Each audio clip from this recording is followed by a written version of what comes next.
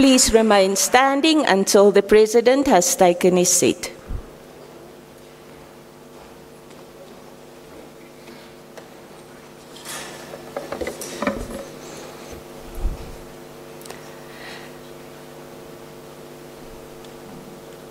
Everyone, welcome to this occasion. So a heartfelt welcome, and please, you are welcome to have your seats now.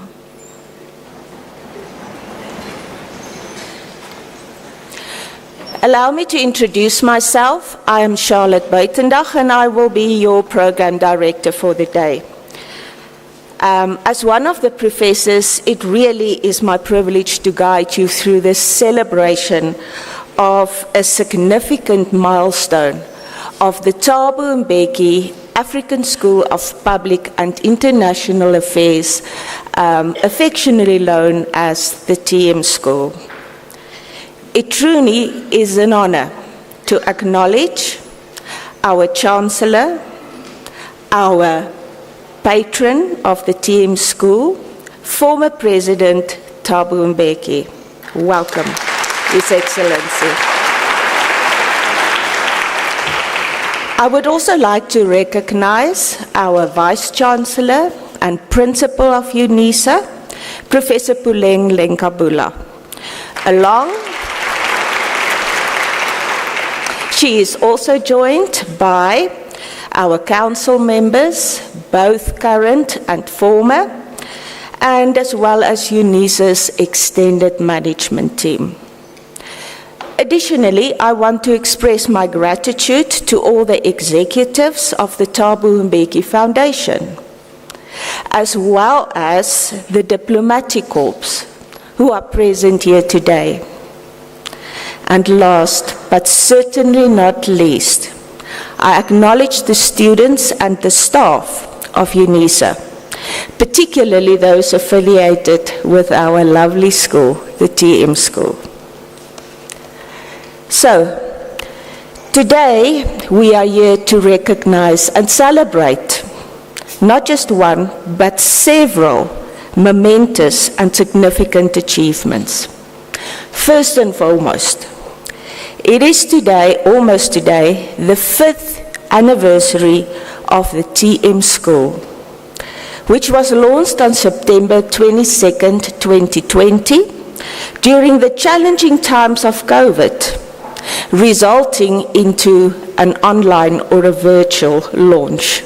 You can all still remember those times. We are celebrating 15 years of partnership between UNISA and the Thabo Mbeki Foundation.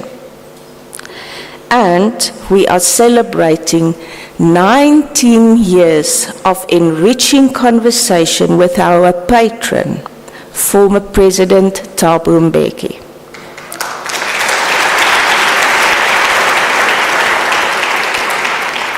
Moreover, we are celebrating the inaugural journey of the TM School first Masters and Doctoral Students intake for 2026. I think it deserves a round of applause. It's a long-awaited milestone for many of you present at this moment. So as we gather here today to reflect on these achievements, I am reminded of the inspiring and thought-provoking words of former President Thabo Mbeki at the launch of the Thabo Mbeki School way back then. And quote unquote, "Our job is not to turn students, our elite students, into corporate stooges, but to encourage critical thinking, to inspire, and to equip them to become quality leaders, to become instruments of change on our lovely African continent." Let us embrace these inspiring words and make it part of our daily objective and inspiration. Now, without any further ado, it is my honor to invite our Principal and Vice Chancellor, Professor Puleng Kabula, to our podium. Please join us in welcoming her as she shares a few opening remarks. It seems there's been another change in the program. All right. So, next to me here is I'm honored to invite her and actually thanking her, Professor Pashwana, who is the acting Dean of the Thabo Mbeki School, and she is going to share with us a few welcoming remarks as well as give an overview of the journey of our school thus far. Thank you, Professor Pashwana.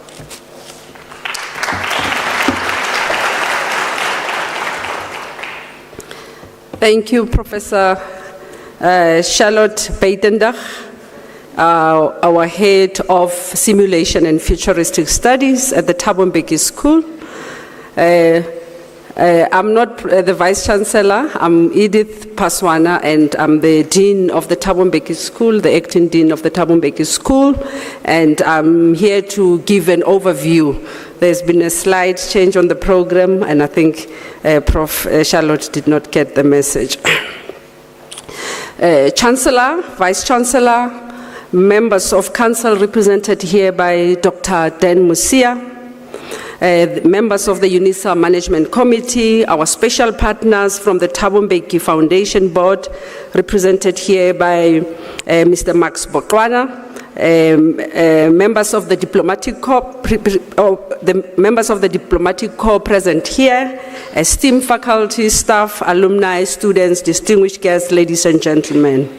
It is a singular honor to welcome you all to this special event in the calendar of the Thabo Mbeki School, the conversation. The interaction with the patron is special. It's a special occasion where our students have the opportunity to interact with the patron of the school, His Excellency President Thabo Mbeki. Today marks 14 years since we started this conversation at UNISA. And I invite you to go to YouTube, where you're going to find so many of the conversation that has happened in the past. And we are also honored to have 3 outstanding students as panelists this afternoon, and they come from different fields of study within the Thabo Mbeki School that includes simulation and futuristic studies, public leaderships, security and intelligence studies. They will be introduced to you shortly by the moderator, and you as audience, you will also be afforded the chance to ask questions. Friends of the TM School, today we celebrate a 5-year milestone in the life of the TM School. Shall I repeat? Since its establishment, the TM School seeks to be a leading global futuristic school of excellence in public and international affairs on the African continent. And this year marks 15 years of solid partnership between UNISA and the Thabo Mbeki Foundation. This strategic partnership resulted in very significant special projects and initiatives that includes the erstwhile Thabo Mbeki African Leadership Institute, fondly known as TIMALI, the Thabo Mbeki Presidential Library, the Africa Day Lecture, the International Women's Day, and the Conversations, which was formerly called the Interactive Session with the Patron. As a school, we wish to pause and mark these 5 years of excellence, service, and impact at the University of South Africa and the Thabo Mbeki Foundation. Today, we don't simply mark the passage of time. We honor a journey of knowledge, discovery, renewal, and transformation of the African continent. When the TM School was founded on the 22nd of September 2020, under hard lockdown restriction, it was guided by a noble vision to provide accessible, world-class public sector education on the African continent, to advance research and contribute meaningfully to the development and transformation of African societies. The new school was to become the unique and influential school aimed at the renewal of Africa. So the creation of the new school at UNISA also provided an opportunity to integrate other key institutions within UNISA, specifically the Institute for African Renaissance Studies, the Institute for Dispute Resolution in Africa, the School of Governance, and the South African Democracy Education Trust, SADET. So the school started with few dedicated staff and students registered for short learning programs, continuing with the legacy of the erstwhile TIMALI. This dedicated team of academics and administration staff began their journey with courage and determination in pursuit of the clarion call of advancing the shared mission of catalyzing Africa's Renaissance, I beg your pardon. Since those humble beginnings, we have grown into one of the leading schools of public and international affairs on the African continent, and allow me to highlight a few milestones that we celebrate today. Our master's and doctoral degrees have been fully accredited by regulators. This means we now offer postgraduate programs across the 9 focus areas of the TM School.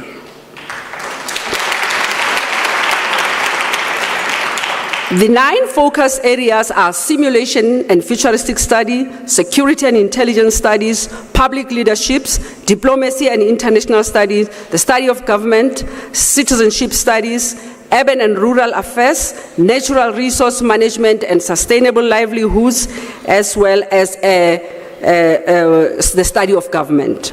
Our short learning programs and executive education courses have increased from 6 at Timali to 17, offering diverse courses, including new courses such as humanitarian leaderships, the management of democratic elections, thought leadership, and many others. Our research outputs have expanded significantly with groundbreaking work in areas such as feminist, womanist society theorization, marine or maritime studies, the 4IR and digitalization, decolonial epistemic thought, democracy education, foreign policy and diplomacy, African political economy, regional integration, simulations, illicit financial flows, trade, misinvoicing, and many others. The school also hosts a reputable journal called the International Journal of African Renaissance Studies, which is published twice per annum, and it is now on track and has addressed all the backlog that was related to the COVID era. The school also hosts biannual international conference, and the inaugural conference took place in 2023, and the second one will be taking place in 2026. SADET is also a special project at the TM School, and it has increased the TM School's research outputs, including publishing The Road to Democracy in South Africa. The school also will host the UNESCO Unit Win Chair on the General History of Africa, with 12 other leading universities on the continent and in the diaspora. The postdoctoral program plays a critical role in knowledge production and have significantly increased the research outputs of our school. With regard to internationalization and partnerships at the TM School, we have established strong partnership with sister universities on the African continent and beyond, strengthening our position as a hub of knowledge exchange. The school has worked very hard to consolidate and build strong collaborations with the diplomatic community in Pretoria to facilitate global presence in the various regions of the African continent and the world. It is such strong relations, particularly with different embassies, that the school has been able to tackle topical issues relating to international relations and diplomacy, such as the shift in geopolitical power relations in the 21st century. Our large alumni network, trained to become change agents for Africa's renewal, spans the globe, influencing society as leaders in government, business, academia, and civil society. These individuals continue to fly the African Renaissance flag very high in every space they occupy. Our community engagement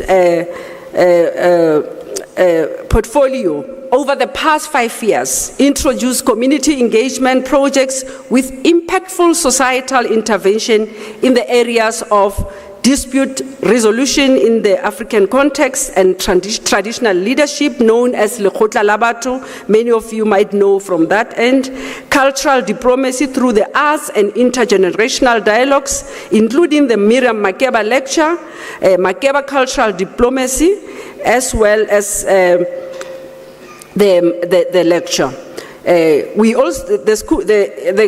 The portfolio also contributed to the discourse and scholarship on electoral reforms and dealing with electoral disputes through the electoral dispute resolution engaged scholarship project that we do.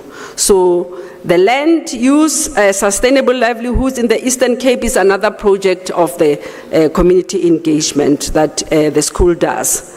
And let me say these achievements were not accomplished in isolation. We owe a debt of gratitude to our founders, the Thabo Mbeki Foundation and UNISA. Can I request a round of applause for that? These founders laid a solid foundation to past and present leaders of these institutions who provided vision and direction. To our faculty as well, whose scholarship continues to inspire, to our staff, whose dedication sustains daily operations, and to our students, who are the very heartbeat of this school. Above all, to our patron for his commitment to see the African continent fully transformed and assuming its rightful place as a global leader in the world. We also celebrate our alumni, the true ambassadors of the TM School, whose achievements around the world are a living testimony to the quality of education and values instilled here. While today we look back with pride, we also look forward with renewed commitment. As we enter the next chapter of our journey, the TM School will continue to embrace innovation, expand access, invest in cutting-edge research, and increase its rated researchers, and as well as strengthening our contribution to the African development. Our goal remains steadfast, to be a school that not only imparts knowledge, but also shapes character, nurtures creativity, and transforms society. In the long term, the school will grow in size and stature, and also consolidate and diversify its program qualification mix at postgraduate level and boost postgraduate enrollment at UNISA. To continue also in building the school, we are recruiting faculty, and we are looking for faculty that will be influential and provocative thinkers and scholars locally and internationally. And this should extend to distinguished scholars in some of the catalytic niche areas of the university, practicing professors, academic associates also linked to the school. The school has an optimistic vision to move from the current position to an environment that is fit for purpose in all its activities. The school should also add value to the academic project at the University of South Africa. As we celebrate this milestone, let us recommit ourselves to the vision that has brought us this far. May this TM School continue to stand as a beacon of hope, excellence, and transformation for generations to come. Happy birthday, the TM School.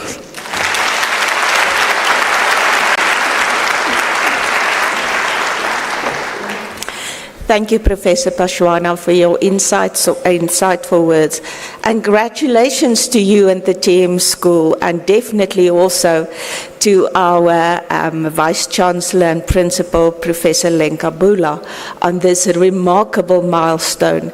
As you've heard from Professor Pashwana, it definitely has been a powerful journey thus far. I would now like to invite Mr. Nathi Mabelane, who is our SRC President, and I would like him to come to the stage to share his message of support. And I am quite sure that he will showcase the quality of leadership at UNISA and also the essence of, and this is a challenge, less is more in the allotted time.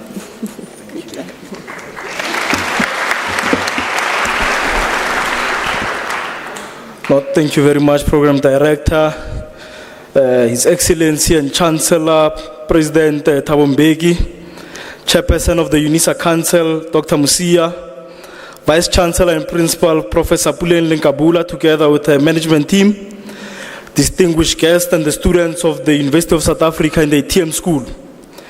President Thabo Mbeki, on this momentous occasion we find ourselves in, as the burden of the world's problems is firmly ushered on our backs as we exist as part of the broader world, a world that is dangerously descending into authoritarianism, fascism, and widespread violence. From the political instability in the USA, which has become a sore spot for South Africa by threatening to cripple our economy through the imposition of the 30% tariffs, to the White House attempting to dictate South African policies to the devastating genocide in Gaza and the silent genocides in the Sudan and the Congo. Today, President, we are proud to quote you.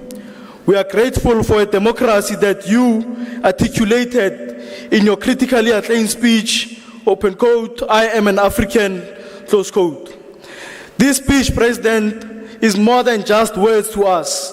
It sparked a cultural moment that ignited a cultural revolution in our country. Open quote, "Our democracy is the result of the African hands and African minds," close quote.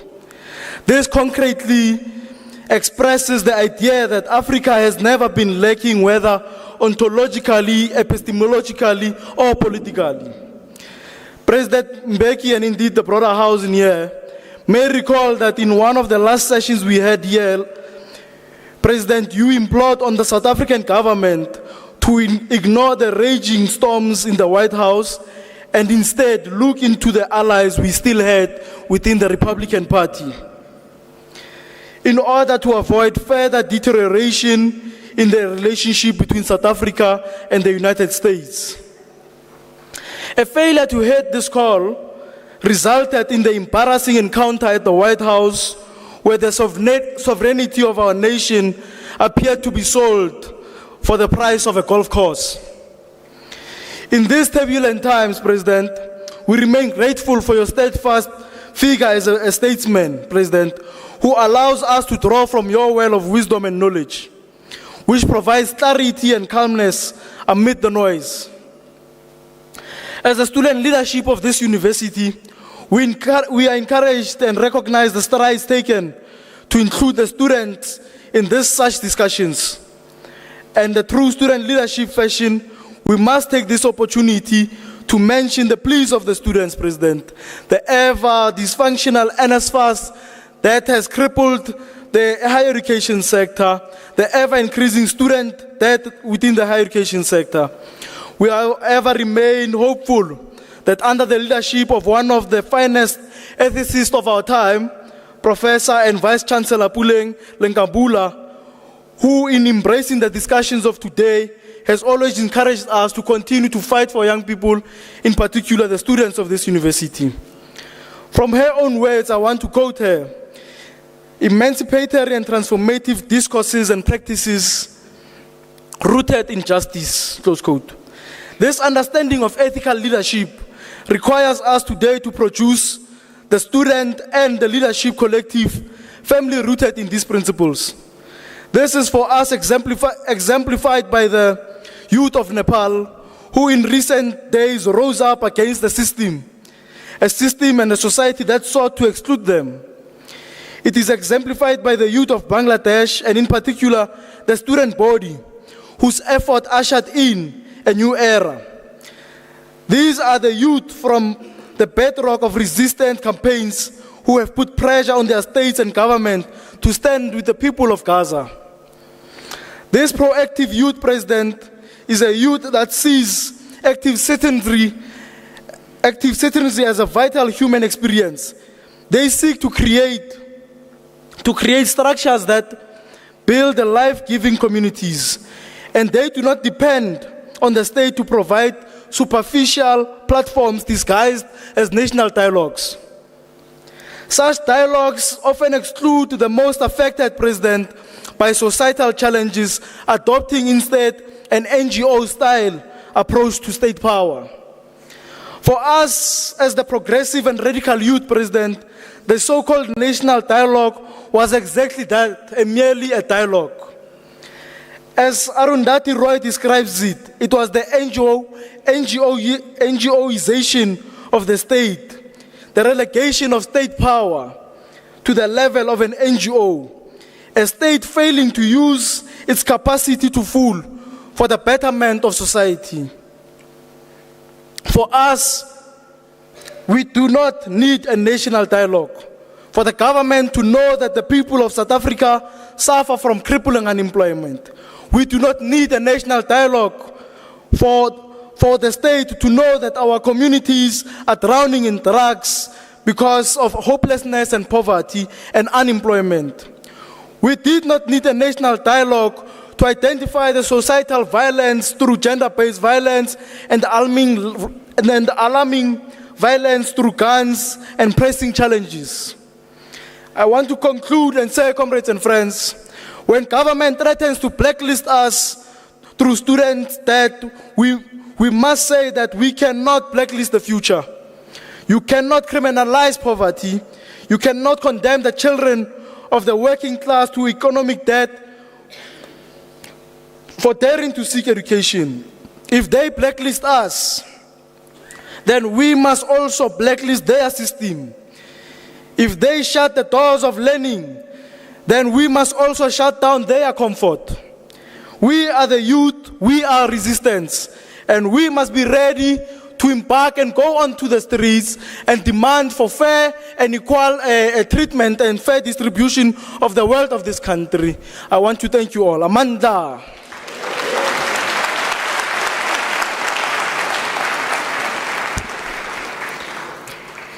Thank you so much, Mr. Mabelane, especially for that honest reflection and that powerful call for constructive new direction in how we manage our country and how we incorporate the leaders of tomorrow. You are making us proud. At this point, I really want to also acknowledge the chairperson of our council, and that is Dr. Dan Mosiah, who was able to visit us today. Thank you very much for taking the trouble and for being able to be here on last minute and last notice. All right. So now it is an honor to, at long last, invite our Vice-Chancellor and Principal, Professor Lenkabula, to introduce our Chancellor and Patron, former President Thabo Mbeki. Please give a warm hand of appreciation.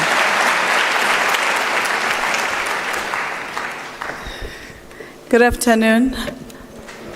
Sanbonan, Molweni, Afshen, Khotong, Dumelang, Lochani, Salam alaikum,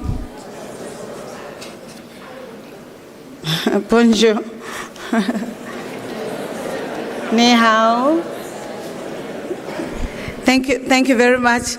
I am told that I'm coming to introduce the President.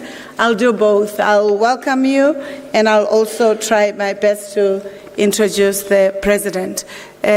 Professor, you have my tool of trade with you, Professor. It's there, down next to the chair on the floor.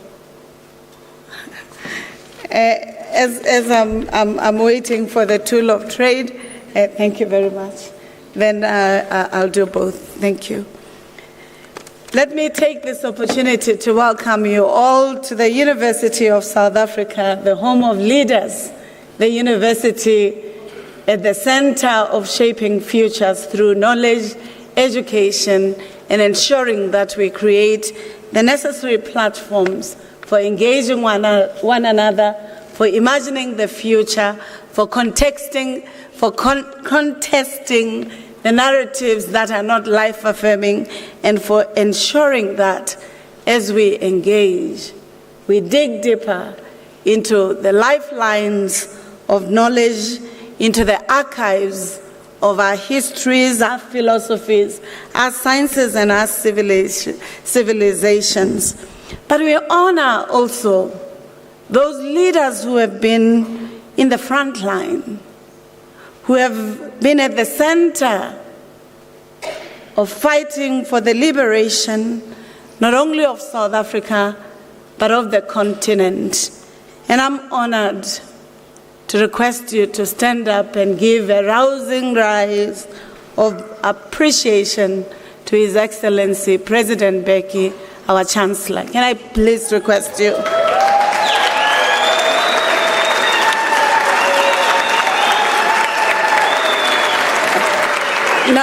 No, President, not now. You can sit, President. I'm not you, colleagues. Can I please request ululations and a round of applause for His Excellency, President Mbeki.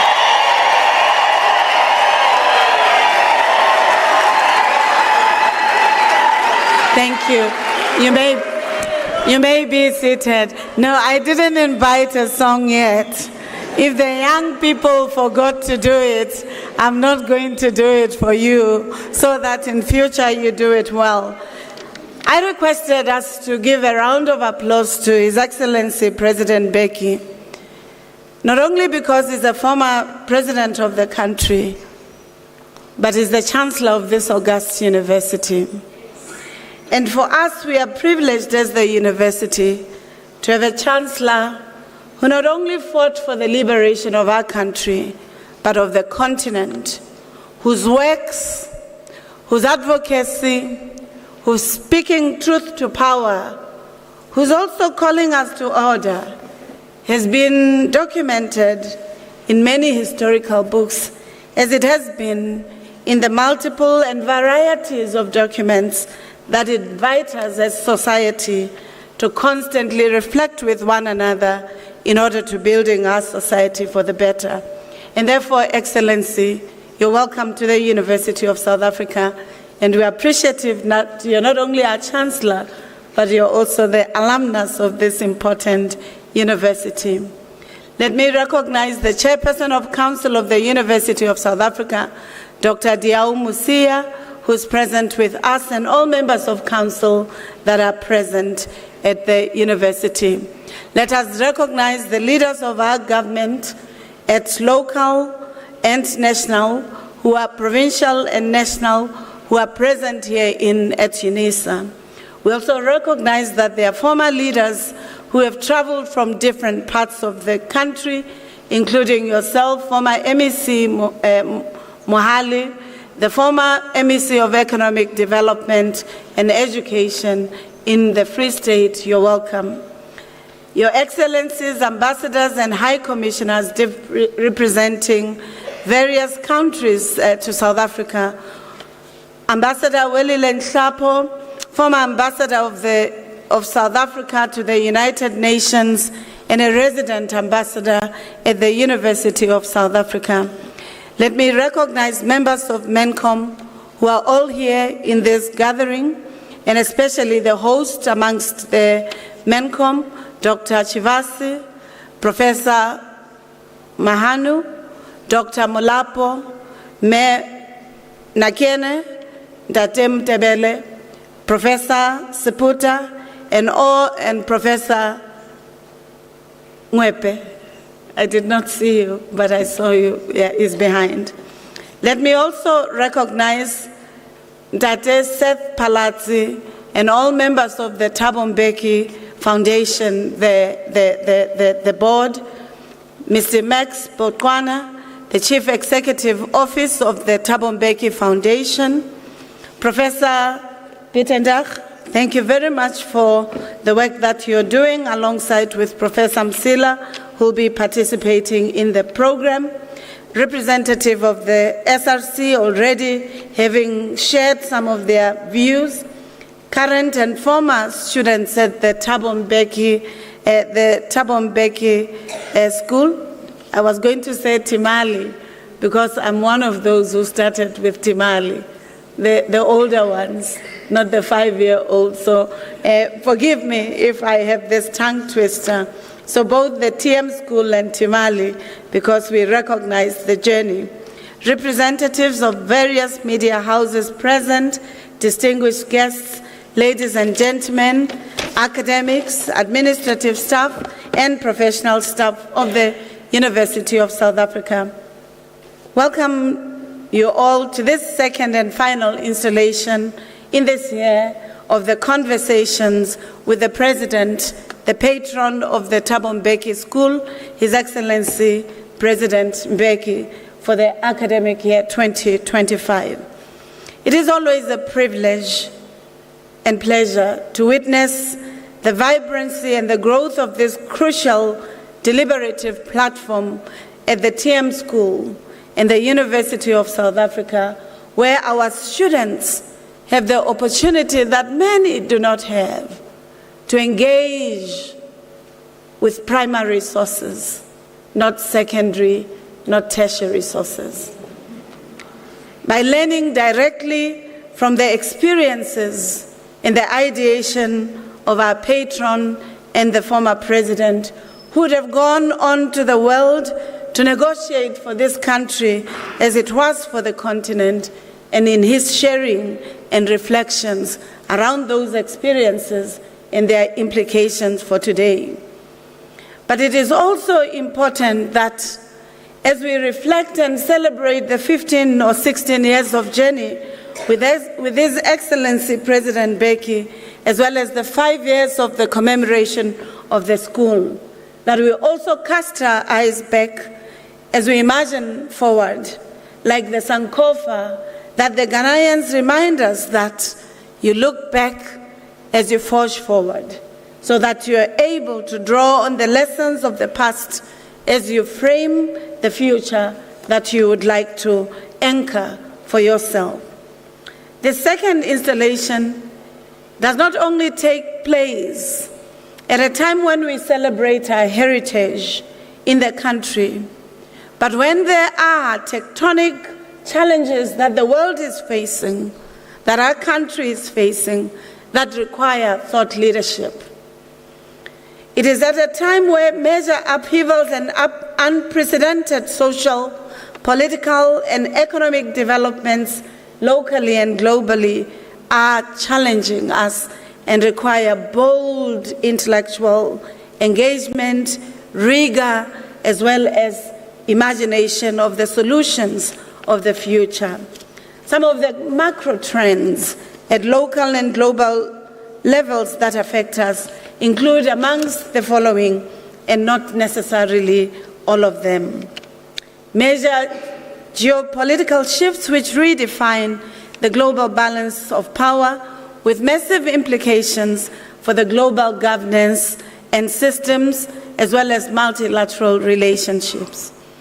An ongoing genocide in Palestine, Gaza, the war in Ukraine, and other conflicts situation in the DRC, in Sudan, all of which put a strain on human life and on multilateral systems.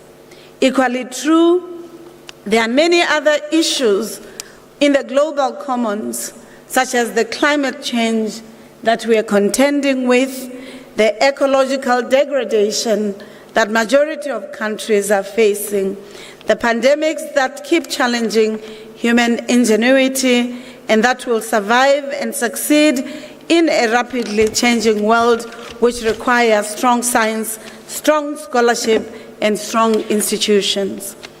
In the home front, we continue to see our democratic project struggling with both basic and strategic questions more than 30 years, requiring us to looking at the lessons we would have garnered in this journey and how they have to enable our country to extricating ourselves from the challenges. We have just emerged from the historic general election that has probably changed our country.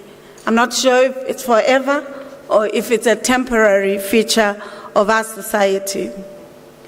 We have also a national effort underway to ensure that South Africa we want becomes an engagement process that our society, the continent, and the world, especially those who have progressive futures, are attentive to. We continue to face the challenges of poverty, unemployment, and inequality, all of which contribute to the social fissures that our society are grappling with. These and many other issues require us to think and act boldly and innovatively for our country and the continent to surviving, if not to extricating themselves from these grand questions. The moment is always now, not tomorrow. And all of us, therefore, have to hold hands and contribute to the building of our society as we do of our continent, including of our university. As the University of South Africa, we are encouraged to see that our TM school students, the youth of the country, are deeply concerned and engaged in the struggles and platforms to change our national fortunes as they are our continental fortunes through education and the contribution that you make in the diverse spaces that you inhabit. We are also equally excited, His Excellency President Mbeki, that the journey with the TM Foundation has yielded multiple benefits, assets, opportunities, empowerment of our society. In particular, we are very elated that the TM School has been accredited by the Council on Higher Education and SAQA to offer master's and doctoral degrees, and I think we require a round of applause. But as we look into the journey, President, we're quite heartwarmed that our partnership with the Thabo Mbeki Foundation has yielded strong digitization systems for the history of this country, including the Presidential Library. And therefore, we did not just finish with the library that you would have made available for the University of South Africa. We're quite appreciative that the many digital libraries have been created precisely because of your invitation that we should pay attention to libraries and their roles for society and our imagination. Equally important, we are quite appreciative that as a university, we've been able to providing the platforms that allow youth and young adults in our society not just to wallow in their digital platforms for entertainment, but for nation and continental building, and as such invited by your robust intellectual rigor and engagement, not just as an intellectual, but also as a leader and a former leader of a country. We are also encouraged, President, and all of you colleagues, that the school has not just been theorizing about what has to be done, what ought to be done, and how should it be done with UNISA and with other collaborative environments. We are appreciative, President Mbeki, that you have not just allowed us, as the University of South Africa or STM, to be the only beneficiaries of your legacy. Just in May, colleagues, we were in Tanzania, where robust engagements by Tanzanians and all other colleagues who came to pay respect, homage, appreciation to the work that the Thabo Mbeki Foundation, the University of South Africa have been doing through the TM School have been doing. And we're quite appreciative that, in the words of the Tanzanians, this is an important partnership that ensures that our leaders, that we drink, in the words of Audre Lorde, from our own wells, that we are not confused and do not allow others to create narratives around the futures we need to craft, but we are equally the participants and the agents of that change through knowledge, and therefore we are appreciative. We hope that today, at this session, the conversations with the President will be robust, that we will get the voices, the insights, and the ideas that will take us forward as a country, that we will together, in the spirit of this year's thematic appeal and a call to action of the University of South Africa, that we will reclaim Africa's futures together. And with these words, you are please feel welcome. Please don't silence your voice.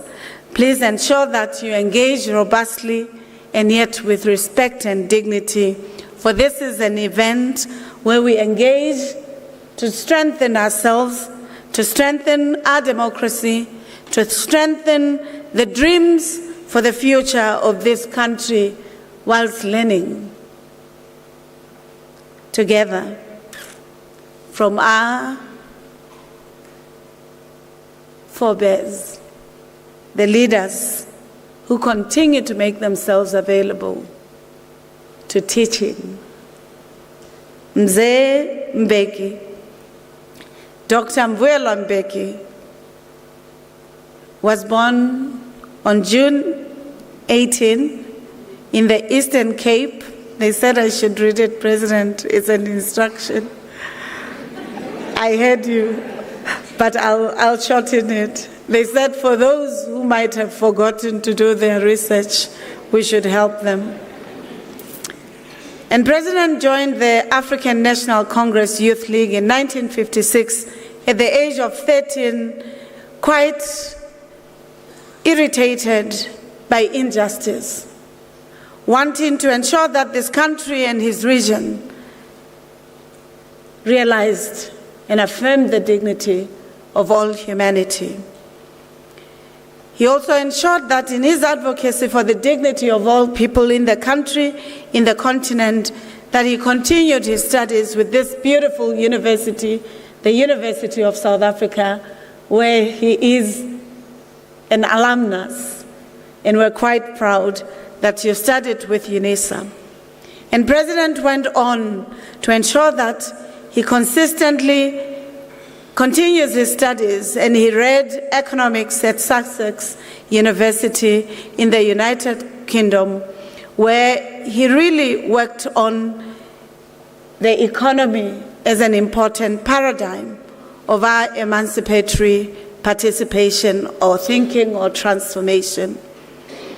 And we are quite appreciative that in that journey, President Mbeki met and married Mayor Zanele Mbeki, and who is also an illustrious leader that has gone on to ensure that the empowerment of women, especially the participation of women in the economy, is a central feature of our society. President Mbeki is currently the chairperson of the African Union High-Level Implementation Panel for Sudan and South Sudan, the chairperson of the African Union High Panel on Security of the Horn of Africa, and the African Union and UN United Nations High-Level Panel on Illicit Financial Outflows from Africa.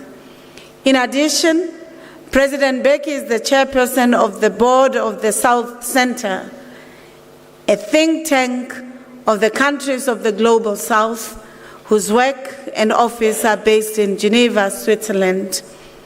President Mbeki has facilitated multiple peace negotiations in various African countries, including Zimbabwe, Burundi, Lesotho, Comoros, Cote d'Ivoire, Democratic Republic of Congo, and many more.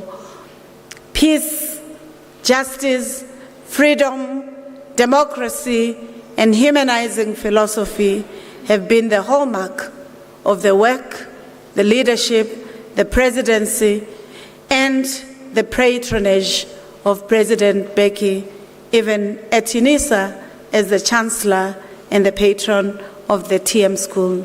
President Mbeki, we are honored and privileged to invite you. Thank you.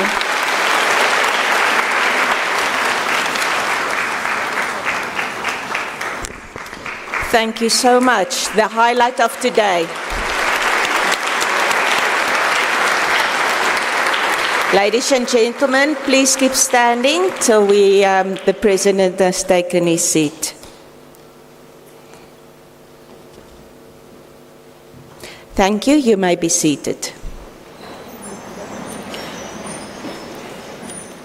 I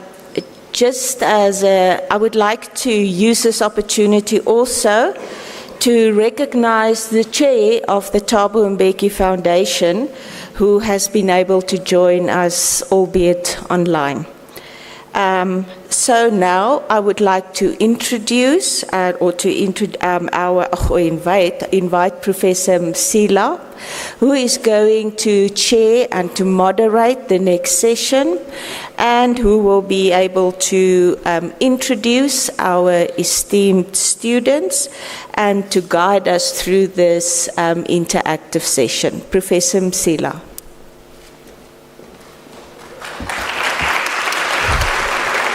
Thank you very much, Chair. Thank you for guiding us in this program so well. Ladies and gentlemen, my job is a small job. I'll just have to call my panelists to come to the front. Ms. Seipati Mokema, Ms. Omolemo Morokwe, Ms. Rachel Malupe. They are continuing with the tradition of the school, where our students as intellectuals show why we say we stand on the shoulders of on the shoulders of those who came before us. The students, the panelists here, show that tradition. They reflect that tradition.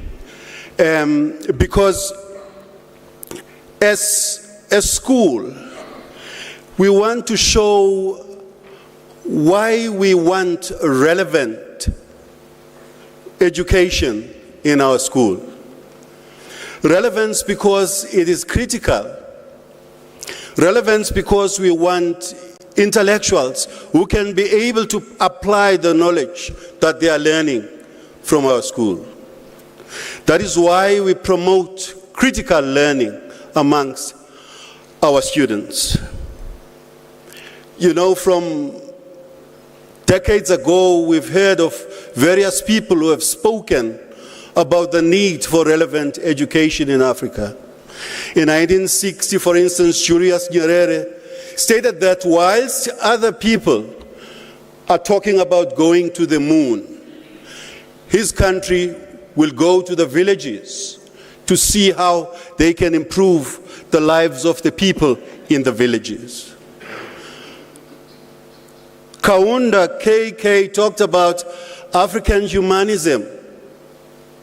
And later, Nyerere again, he talked about the importance of communityhood in society. So the three panelists are continuing in that tradition. And I will start with Ms. Seipati Mokema. Ms. Seipati Mokema is a scholar and a researcher. She attained her bachelor's degree in development studies in 2015, followed by honors 2016 and master's degree in sociology in 2021. Her work as a researcher and scholar have been in areas of education and employment reforms, economic development, and sustainable livelihoods in Southern African countries, African youth development programs, as well as South African student protest movements. Seipati currently works as a researcher in the Gender, Equality, and Social Inclusion group at the International Water Management Institute, Pretoria office. Ms. Mokema has recently completed an advanced course in thought leadership for Africa's renewal at the TM School.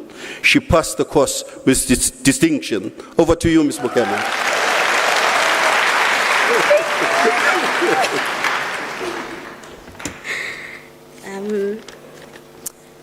Good afternoon. Thank you, Professor Msila, for the introduction and for the honor and privilege of being invited to be part of this conversation. Firstly, let me greet His Excellency, former President Thabo Mbeki, the Chancellor of the University of South Africa and Patron of the TM School. I also greet Principal and Vice Chancellor, Professor Puleng Lenkabula, the Acting Executive Dean of the TM School, Professor Edith Paswana, and all the Vice Principals and Executive Management Committee of the TM School. Mr. President, Brain drain has undermined Africa's economic growth. For more than 5 decades, skilled and youthful Africans have been leaving the continent for Europe, North America, and Asia in search of better economic and educational opportunities, leaving a gap in essential skills and talent needed to develop the continent's economic and social prosperity. Africa's youth amounts to more than 500 million persons aged between 15 and 35 years. From this population, 292 million persons are employed and skilled professionals. And this number is expected to increase to 450 million persons by the year 2035. To not discredit the efforts of the African Union, frameworks such as the African Youth Charter, the Malabo Declaration, Youth Decade Plan of Action, and quite recently, Agenda 2063, have been established and executed, but they seem to be inadequate in retaining homegrown talent. Also, to give credit to young Africans across the continent, they have transformed their respective countries through radical movements such as the Arab Spring of 2012 and the Fees Must Fall student movement of 2015.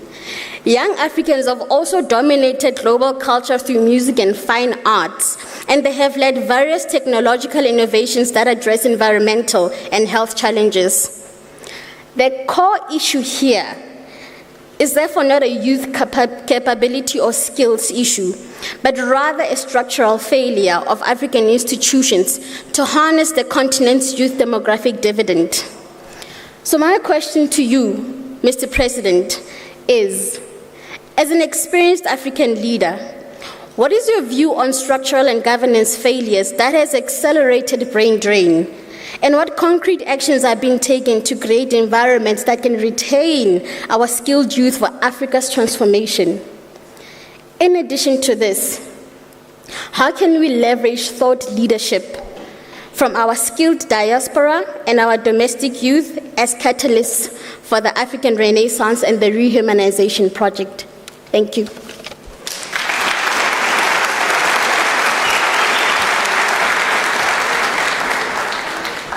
Thank you so much, Ms. Seipati Mokema.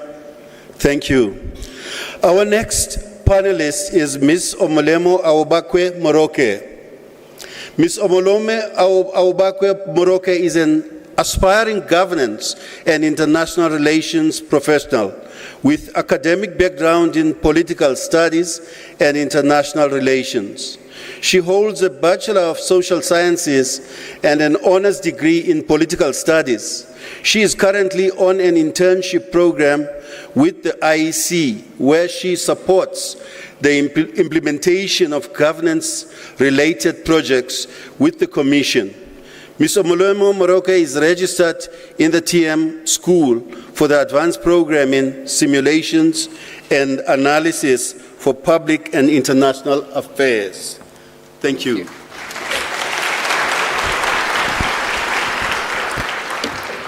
Thank you, Prof. Msila, for the introduction and for the invitation to speak today. Let me also take this opportunity to greet His Excellency, former President Thabo Mbeki, the Principal and Vice Chancellor, Professor Puleng Lenkabula, Acting Executive Dean of the TM School, Professor Edith Paswana, and all the VPs and Executive Management Committee of the Thabo Mbeki School present today. Your Excellency, when we look at Africa's future, one striking reality is the demographic shift that is underway.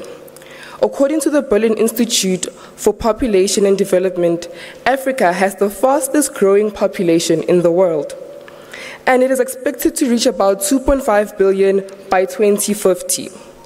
Now, with 2.5 billion people, even if Africa whispers, the world will still hear us. And this is not just a statistic. It indicates that Africa will have the largest workforce, the biggest consumer base, and potentially the strongest influence on the global stage. Demography alone suggests that Africa cannot remain on the outskirts of international affairs. At the same time, the global order is shifting.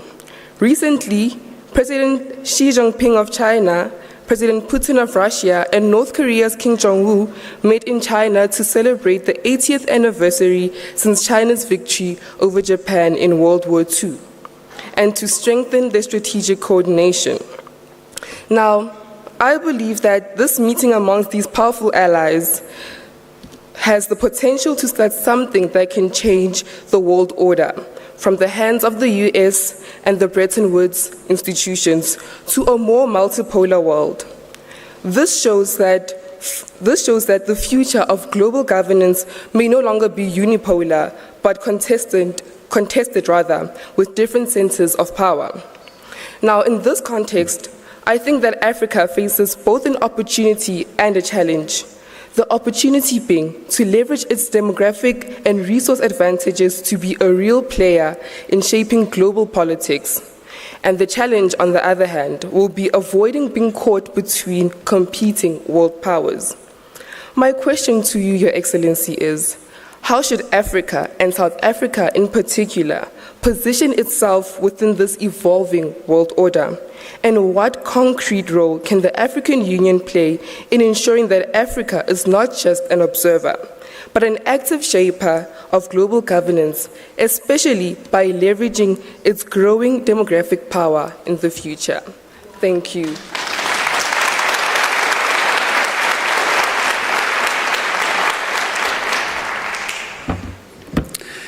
Thank you very much. Thank you very much, Omolemo. The last speaker is Ms. Rachel Malupe. Rachel, we have to say thank you for coming here.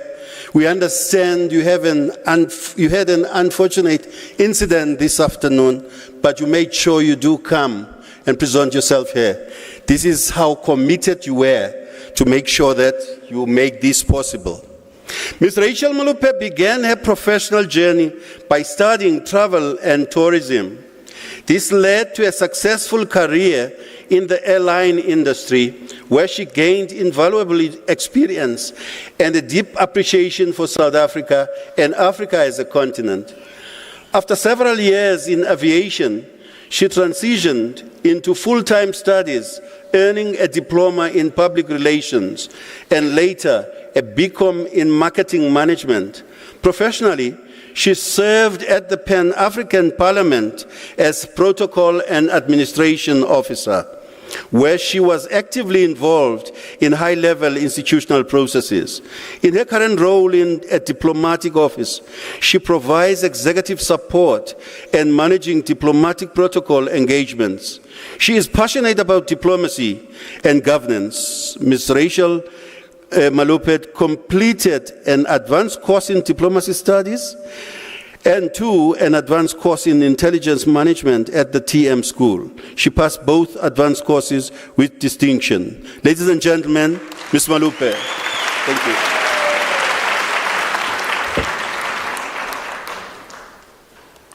Good afternoon, ladies and gentlemen. When I said to my dad, I'm studying intelligence, he asked me with great concern, "My child, does that mean you are a spy?"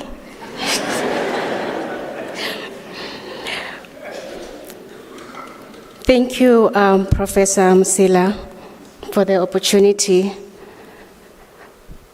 Greetings to former President, His Excellency Thabo Mbeki, our Chancellor of the University of South Africa and patron of TM School, the Principal and Vice Chancellor, Professor Puleng Lenkapola, the Acting Executive Dean of TM, Professor Edith Paswana,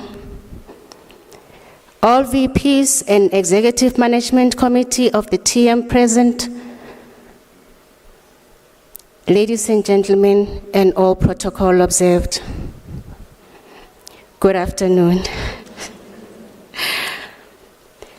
Mr. President, the issue of peace and security remains one of the critical pillars for the prosperity of our nation.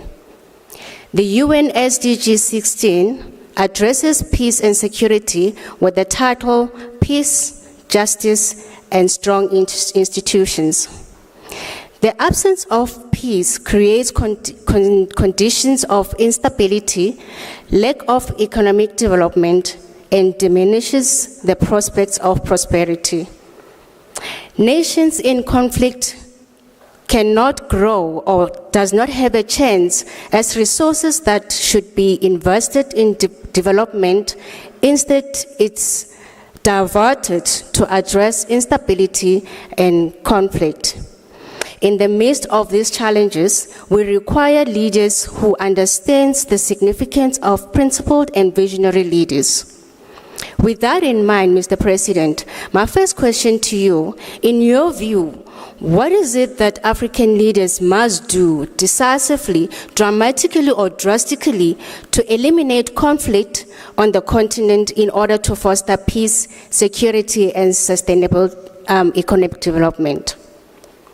Secondly, Mr. President, I had the pleasure of attending the second annual dialogue in Mount Grace. And I would like to raise an issue that has generated much concern. I think I'm not only asking for myself, I'm asking for South Africa as a whole.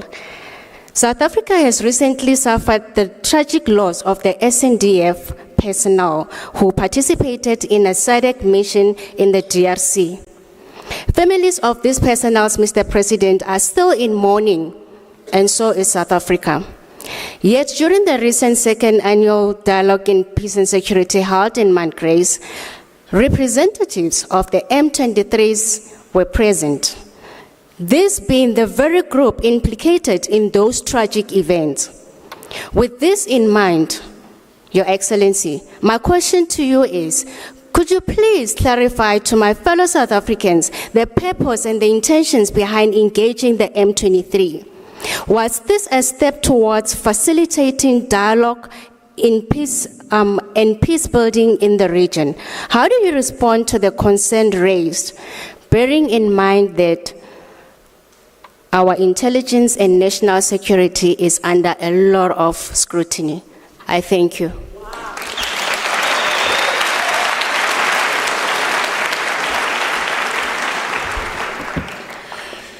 Thank you very much, Rachel, for your presentation. You know, earlier the VC, the principal of the university, spoke about the primary sources, the use of primary sources. And we are really so thrilled, so fortunate to have the giants whose shoulders we are standing on. So I'll give over to you, Mr. President, to respond to the questions of our panelists. Over to you.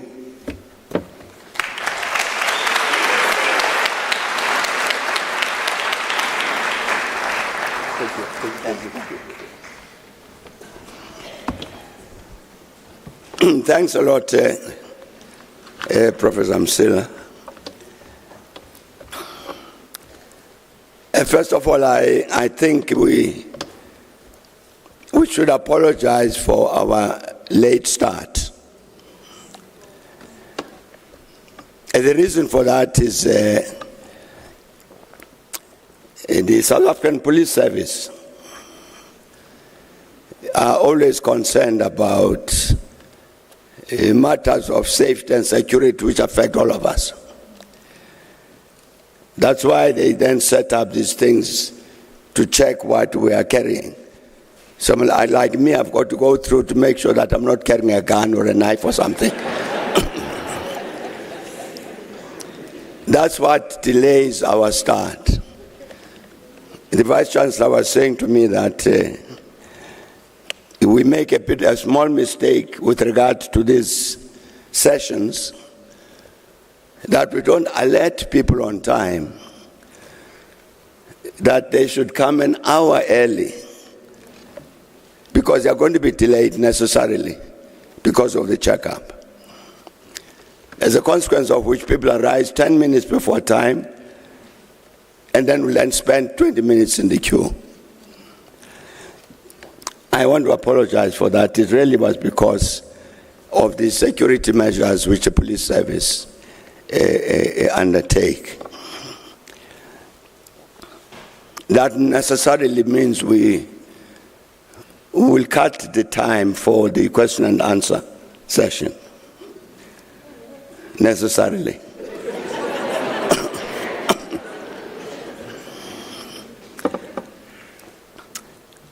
I must thank the panelists and Professor Msila for these difficult questions they have posed, all of which they relate basically to our continent, all of them. You know, as the first modern African intellectuals, modern ones, emerged in the 19th century, they took up this matter about the future of all Africans on the continent and the African diaspora. I'm mentioning that to say that therefore many of us, I see all sorts of people like with gray hair like Machila and others.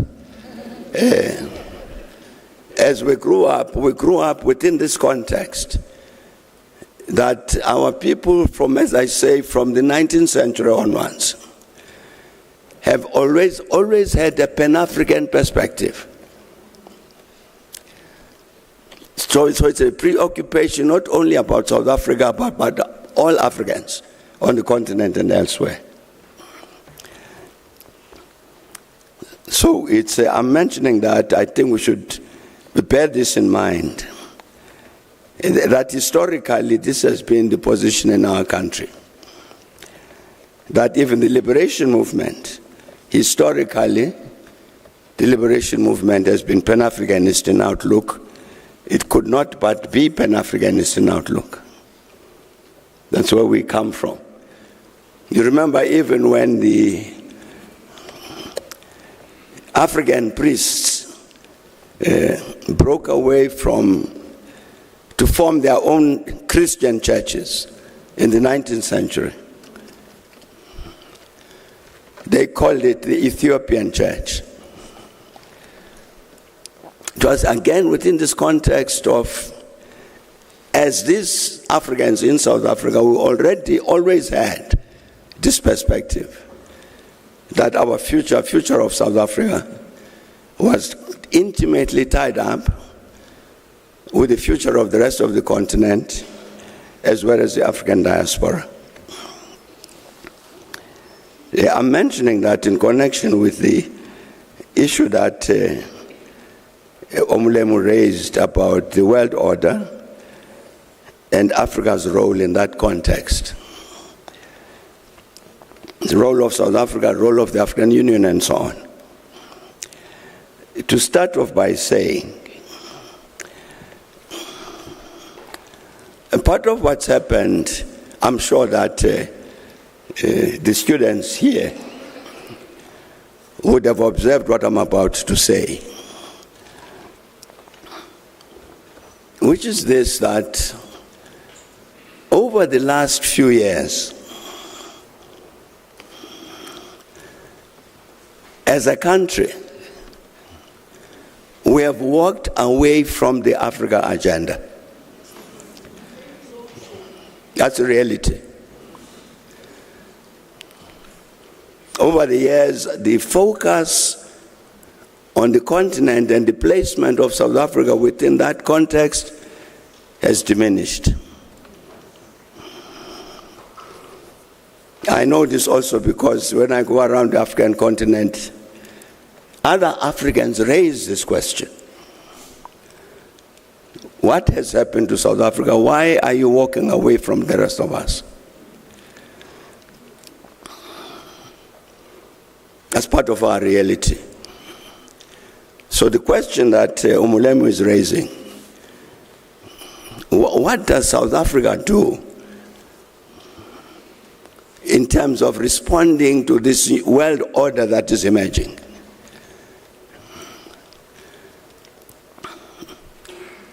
In a sense, it's an unfair question. Because, as I've said, as a country, we've been walking away even from focus on these Africa questions. Never mind the rest of the world. I think the students also at this university of this African school would also have noticed another phenomenon, which is that the spirit of Pan-Africanism on the continent has also been retreating. You see it everywhere. Not only in South Africa, but elsewhere in the world, elsewhere on our continent. That spirit of Pan-Africanism is also diminishing.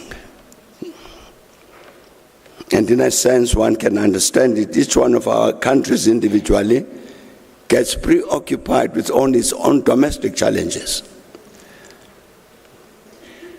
What happens to the rest of the continent, what happens to this Pan-African perspective, recedes. So, Omulem, you are quite correct. There's something that is happening in the rest of the world which signifies a changing world order. At the beginning of this year, the Secretary of State, United States Secretary of State, Marco Rubio, gave an interview, an interesting interview,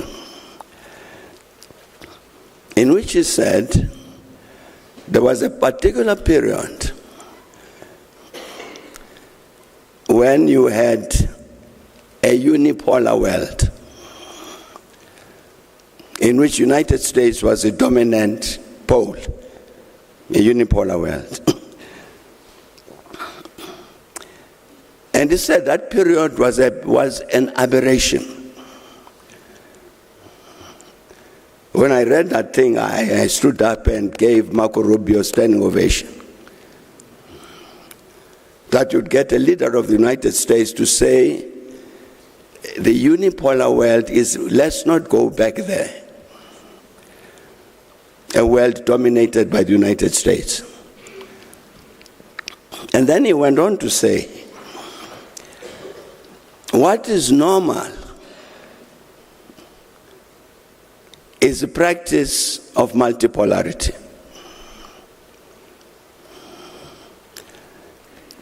Again, I gave another standing ovation.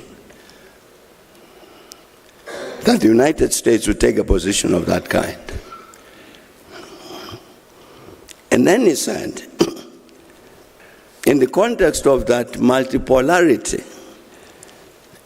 each of the countries of the world pursues its own interests, does whatever in the rest of the world in pursuit of its own interests.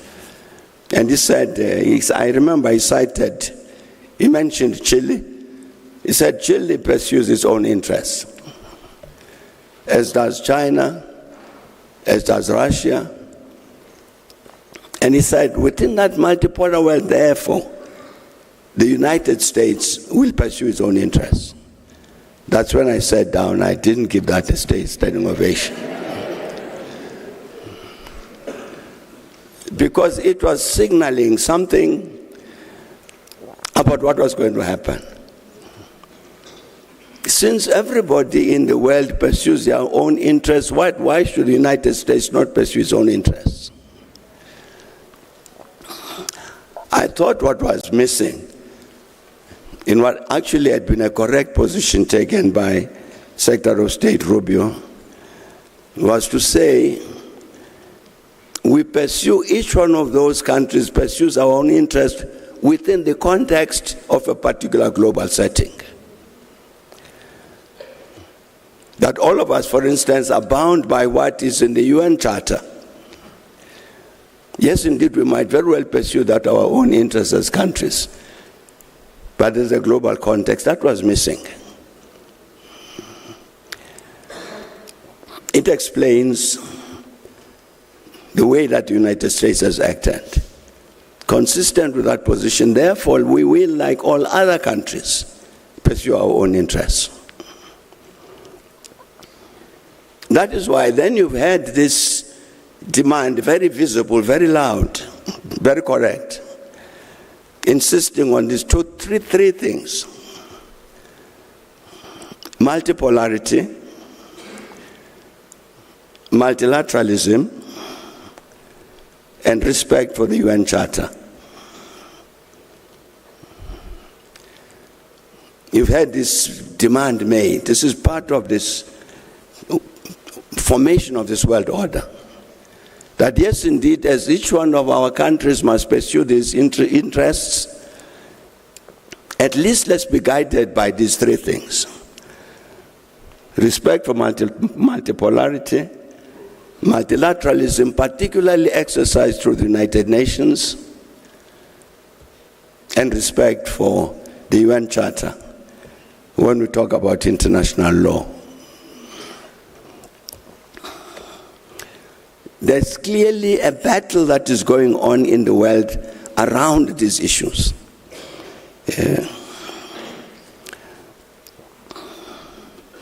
That's why even the mention about this celebration in China, now last week, of the defeat of the Japanese aggression during the Second World War, it's the 80th anniversary, and what happened in Beijing to celebrate that. Again, people watch the pictures. Did you see that picture with Xi Jinping and then Putin and Kim Jong-un? It's part of this discussion. It signifies something. Or a bit earlier, when the Shanghai Cooperation Organization met, again they would say, did you see that picture? Xi Jinping, Putin, and the Prime Minister of India.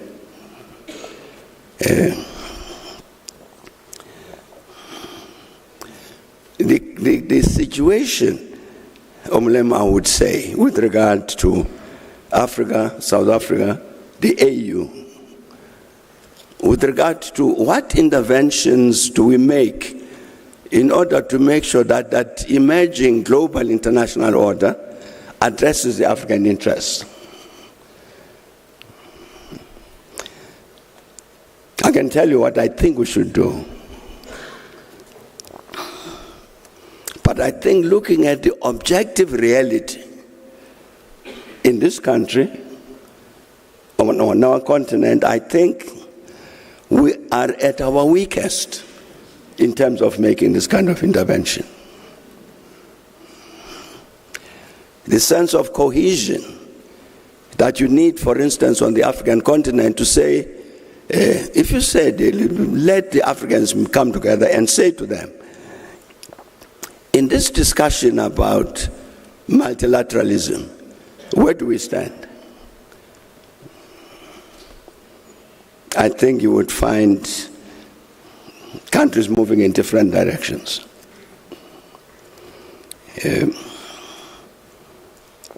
I've told this story before, maybe even here. That some years back I visited one of the African countries. I was still president then. And then when I was leaving, I was accompanied in the car by one of the ministers. So we're chatting away there in the car and so on. And then he gave me his business card and said, President, next time you come to visit us, I would like you to contact me so that we can continue this very interesting discussion we're having among ourselves, between the two of us. So this is my business card with my contact details. So I took the card, put it in my pocket, and off we went. And as we were flying, I took the card out and looked at it. On one side, it had his name, minister, and contact details, telephone number, and all of that. And I looked the other side of the card, It had the same details.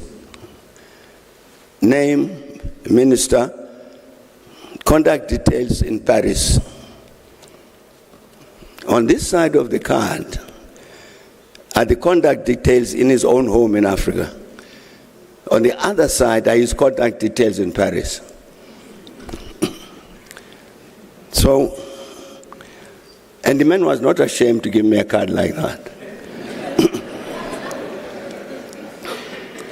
But I'm trying to say that sense of cohesion among our continent, which would enable us to intervene in the making of this new world order, I think it's not there. And I think an unfortunate part of that is, as I was saying earlier, as a country, we've walked away from the Africa agenda ourselves. So the capacity to intervene with the rest of the continent to answer the question that Omulemu we are raising, capacity isn't there from here. To say, let us get together as Africans and play the role that we need to play in this emerging new world order. What is to be done about that? I'm saying I can tell you what I think. But I think objectively it might be entirely irrelevant. Because I think we need to do something else first. To reinstitute, for instance, the Africa agenda here in South Africa. To re-engage the African continent about itself. Before we begin to answer the question, what do we do about the rest of the world? Those I think should be our starting points. The question that, Rachel, you are raising about the Congo is related to the same issue.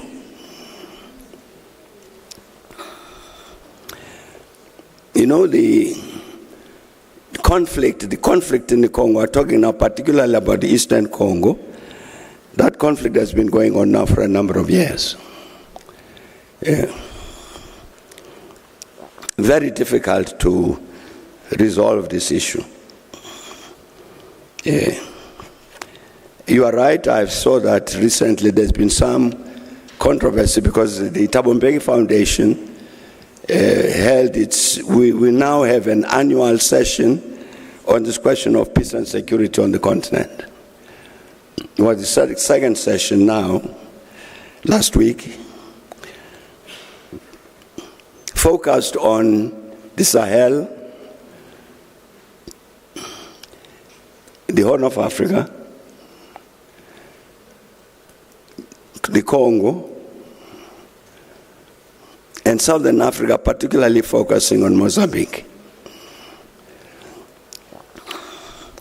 I'm saying that I've seen questions being raised about the presence of a delegation from the M23 in the Congo.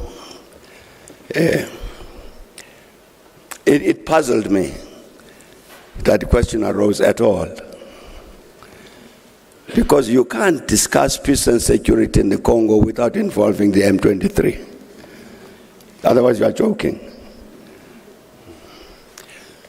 That is why you have a process taking place in Doha, in Qatar, where the government of the Congo and the M23 are meeting. Necessarily it's correct.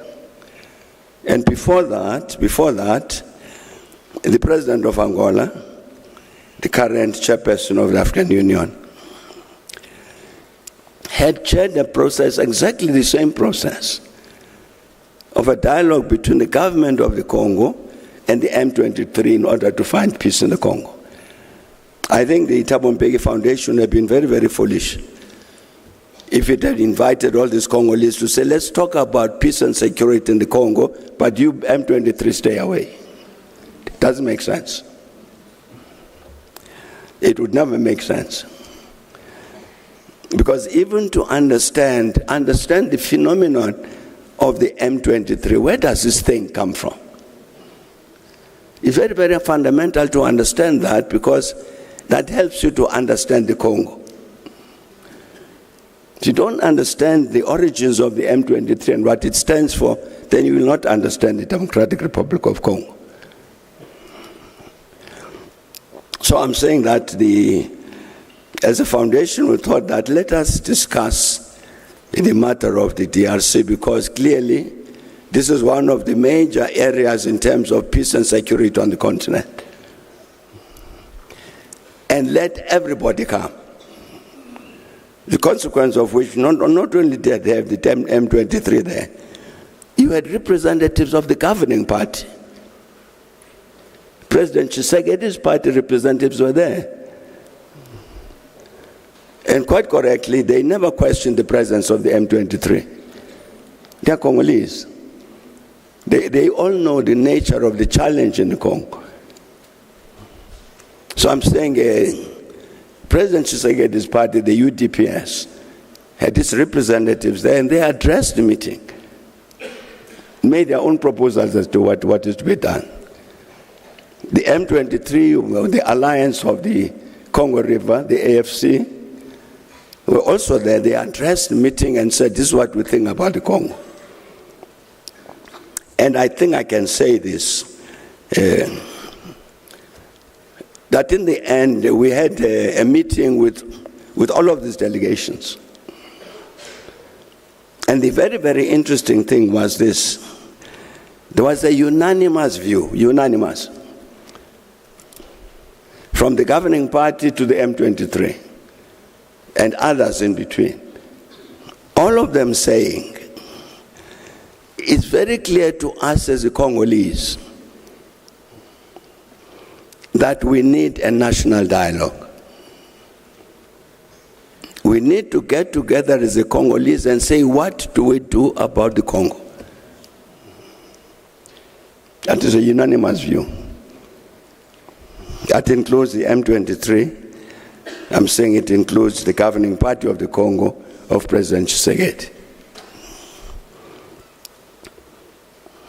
And hopefully that will happen. That the Congolese will again get, they call it the Sun City number 2.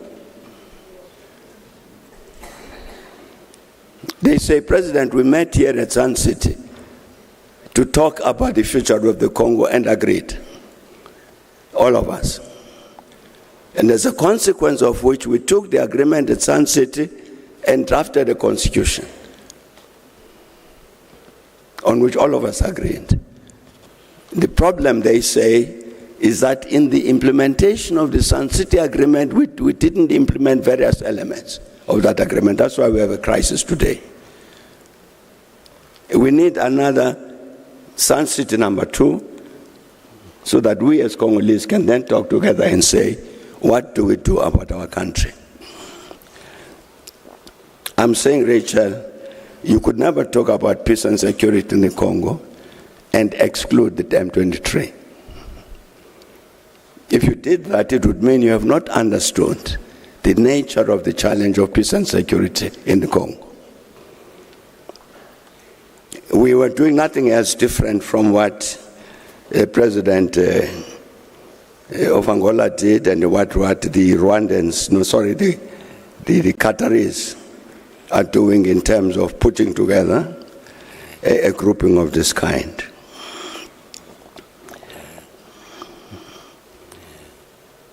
The matter of peace and security on the continent,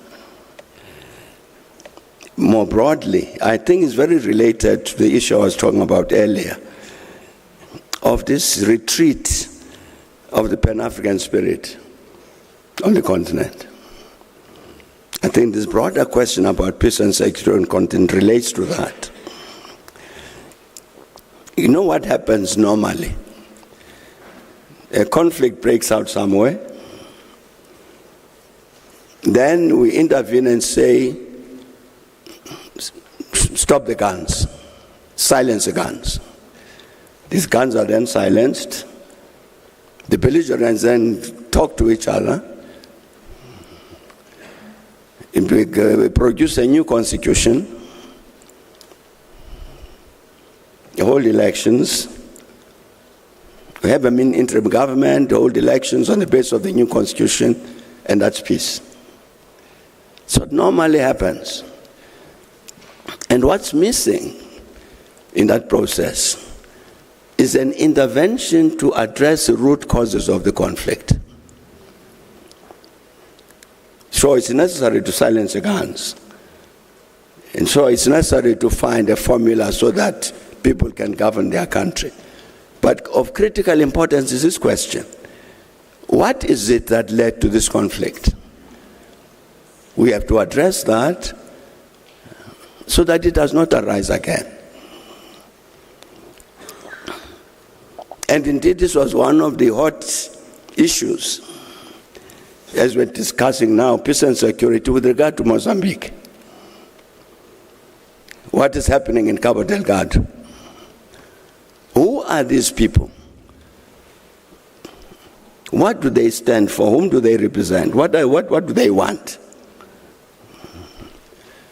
Because you need to understand that not only to say silence the guns, but in order to address the issue which gave birth to that grouping so that it does not arise again.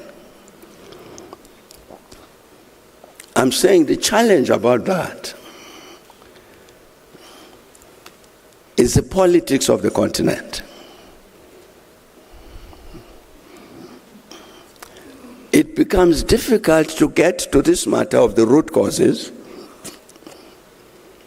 in the absence of a Pan-African outlook. You can't do it in the absence of that Pan-African outlook. If, for instance, at the root of the conflict might be, for instance, issues of ethnic power. To say this particular grouping is too dominant. And therefore there's maldistribution of resources and all that. And therefore to get to the root causes, we must look at this matter.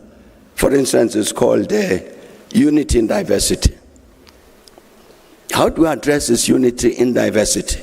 Address both issues at the same time. It's a very political question. It's not mechanical.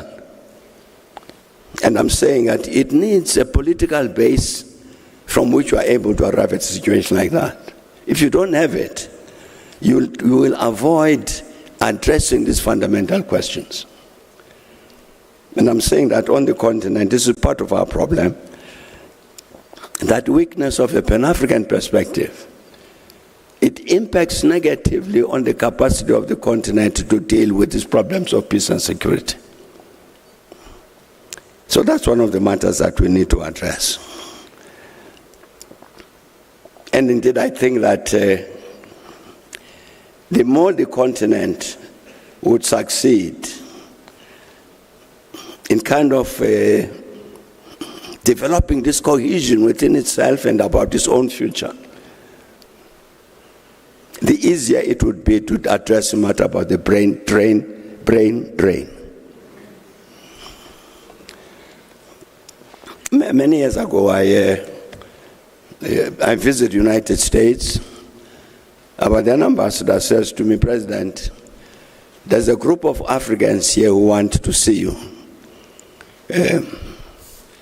So I saw them. This is a group of Africans. It was a very interesting group. All of them had PhDs. All of them. And all of them had got those PhDs in what the Americans call the Ivy League universities. And all of them were under 40. And this was executive of that organization. that organize themselves across the United States as Africans, all of them PhDs, all of them from these universities. And this is the executive committee that I met in Washington. So they say to me, President, this is who we are. This is this body. So I protested, Professor Chancellor, to them immediately. Because I said, you see, the way you people have constituted yourselves, it means I can't belong. I was excluded. But these Africans were saying, the President, we're qualified as we are, we're working in the US, but we remain African. Let's look for a mechanism whereby we'll spend some of our time here in the US and spend time in Africa, so that our capacities make an impact on the development of our continent. We agreed on the matter with them, and actually NEPAD then ran a program, because they've got qualifications in all sorts of things, mathematics and this and that and the other, to talk around the continent to say, during the 3 months of the year, we can bring so-and-so to come and work in this sector. Matter was agreed, it became program of NEPAD. It's disappeared. Again, for the same reason I was indicating earlier, the capacity on the continent has weakened. I'm absolutely certain that up to today, there's that willingness among these Africans who are in the diaspora like that, these ones who are represented as being part of the brain drain.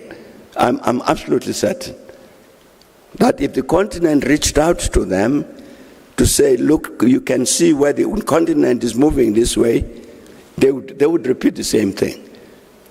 We may not return from the United States, but we're ready to spend months on our continent to give necessary contribution. It's possible to deal with the matter of the brain drain, but the challenge starts here. It does not start in America, it starts here. To get the continent right so that we can then do the right thing. And I think that you are quite correct, Sipati, about the existence of many policies on the African continent with regard to the youth. There's no shortage of policies, even at the continental level, on the issue of youth challenge and youth development. Again, you'll come back to this problem. The right policy positions have been taken, they exist. The will to implement is not there. With regard to a whole range of issues on the African continent, it's the absence of the will to do the right things, which have been agreed already. Issues of youth development, for instance. So I would really be very, very happy, Professor Msila, if your school can then say we're answering the questions that arise from all of this. What then do we do? Me having said this is what's wrong, this is what's wrong, this is what's wrong, we can't stop there. What we have to say, what is it then that we do in order to get things right? And this African school, that is its task. And I really hope that we would focus on the matter like that. Because just to end on this point,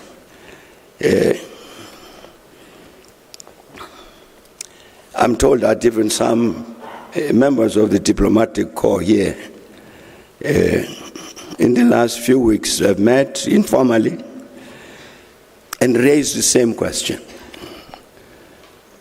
To say, why doesn't this school serve as a center in terms of other African academic institutions to answer these questions. Why don't we do that? I think it's a challenge that faces all of us. And so there's none of us, I can see here, a number of our former ambassadors, Kingsley Makubela is sitting here, and others I've mentioned, another one with gray hair.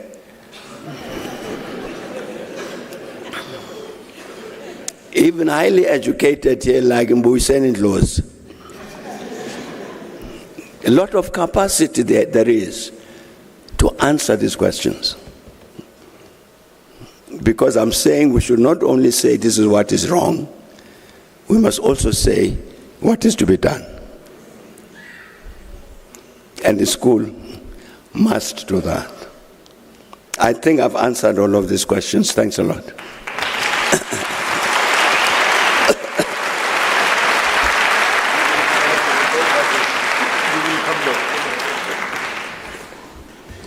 Thank you very much, Mr. President. Just before we continue with the questions, I would like to relay the message from the panelists who said to me that I should relay the message that they are so thankful to be part of this panel today, and I should give their thanks to the VC and His Excellency, the President, our Dean, Professor Paswana, as well as the Council. So thank you on behalf of the panelists.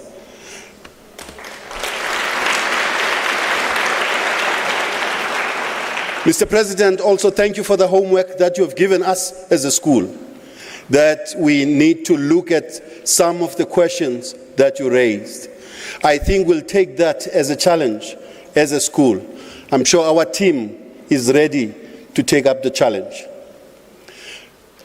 Ladies and gentlemen, now the session that we're getting into will be to ask you as the audience some questions. And for the first round, I'll take only 6 questions, 2 from this side, 2 from this side, and 2 from that end. Please, when you ask a question, don't start by giving a speech. Just get on to the question immediately. Because sometimes you'll find that we get carried away by wanting to talk about 15 minutes before asking the question. Okay, just be direct and ask the question. We'll have the first one here. We'll have another one there, the cap. We'll have one there. Green jersey. We have the one there. We have one there. In that order. Oh, we'll come back. We'll come back. Okay. No, thanks a lot.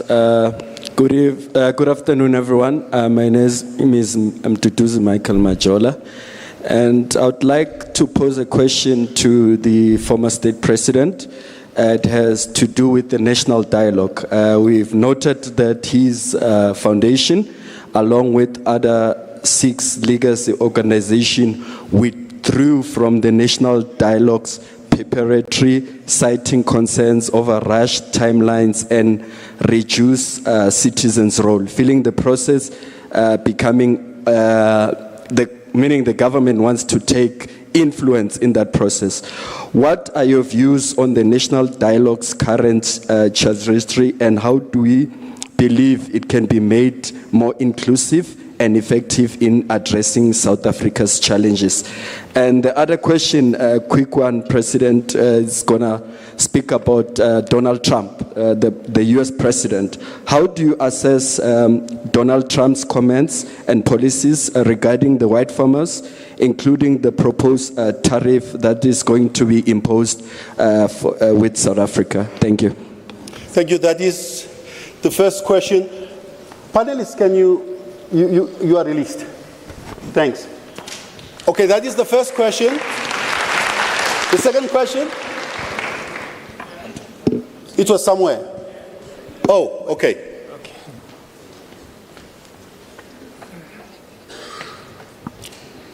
Panelists? Thank you, Program Director. Also a question to former President Mbeki. To say when you were president, and maybe even now, because I'm sure you interact with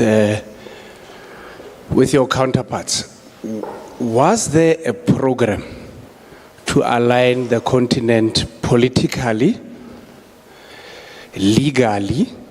Because for us to become a seamless continent like Europe, we have to align politically. Some of our laws must be aligned. Has there been a homework to look at that? Or is it some of the masters and PhDs that will come out of the school? To align education systems, to align infrastructure planning, town planning, all of these things, because up until we get to those granular activities, everything else becomes very high level and textbook. Thanks. Thank you. The third question, where is the, there? In that order, ladies and gentlemen. Thank you very much for the opportunity. My name is Thabo Mbeki. Mr. President, my question relates to the United States of America.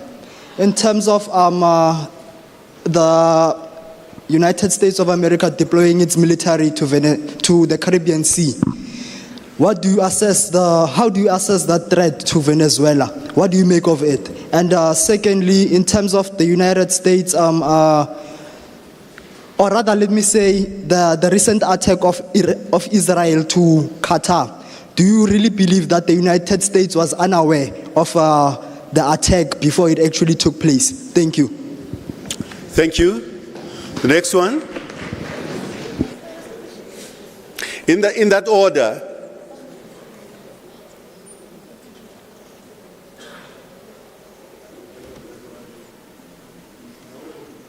We can hear. Okay, hello everyone. My name is Togolo Janki. Mr. President, my question relates to the relationship that South Africa has with Iran. And the reason why I asked this question is because in 2015, a series of documents were leaked to the news media. They came to be known as the spy cables. There was one document in particular in those documents called Operational Target Analysis. And in that document, it went into the details of the relationship that South Africa has with Iran with regards to its nuclear program and how South Africa could help or has been helping them with that regard. And in the executive order that the United States issued against South Africa, it also mentioned this relationship with Iran.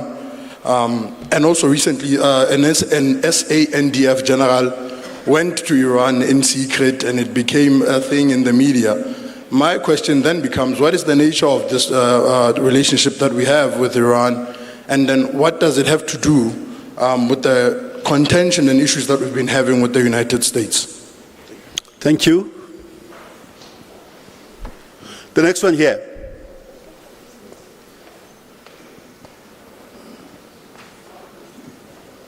Afternoon, everyone, and afternoon, Mr. President. My name is Promise. So I want to go back to the question of the Congo. It's very important to me and to everyone here. I just came back from the Congo. I just came back from the Kivu. I've been in the Kivu for many years, 4 years of my life. I served in the Kivu. I've served in Sudan, fought against the Janjaweed, M23, ADF, you can name it. So now, on the question of M23, and then inviting them here, I nearly cried. I just want to state that. It was so painful, but it was relevant, as you said. Now, I want us to go back on the question of Rwandan refugee. The question here that we need to go deep into is the Rwandan refugees and the Ugandan refugees who ran away from the two dictators, who is Museveni and Kagame, who ran into Congo. That's where the root cause is. But now, always when we address this question, we are talking about M23. Remember the Rwandan refugee, or the question of M23 started because President of Rwanda was killed. Now, the Rwandan refugees ran to Congo. After they ran to Congo, and now they want to go back to Rwanda. Now, Mr. President, I want to ask you, if you call M23 and you call the Chilombo government and you call the government of Rwanda to come and discuss, and you call Nanga for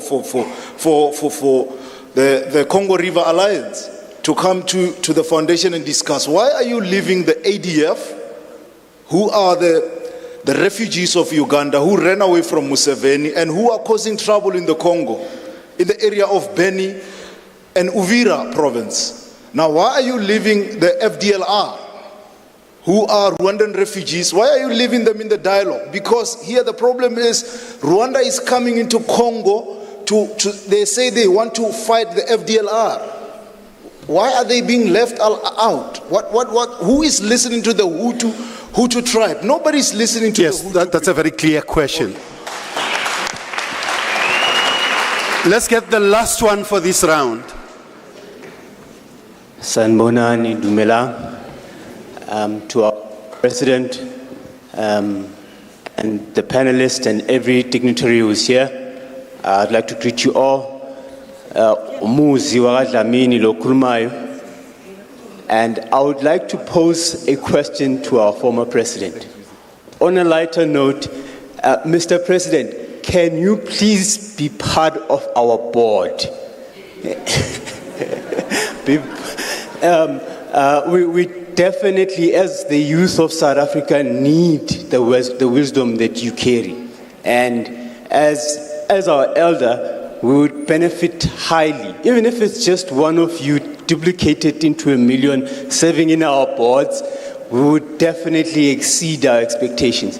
Now, to my question, is to the University of South Africa and to our former president. This is regarding people living with disability. Studies have shown that it's 1/5 of the world's population lives with some disability. And what is, if that's the case, what is the university therefore implementing to aid this, to aid them financially, to aid them in their livelihoods, as some are trapped in the townships, in the rural areas, and where they are destitute and we cannot reach them? So how are we as a people dealing with the very least of us in their challenges and their endeavors? Foremost in the financial services sector as one of the most prominent in the country. Thank you. That is our first round, and it was very male-centric. We'll see the second round.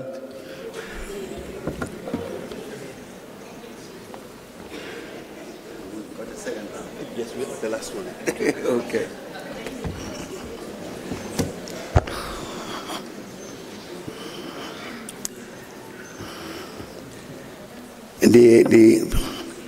Professor Msila says there's a second round coming, which means that I must be short in my answers, otherwise there won't be time.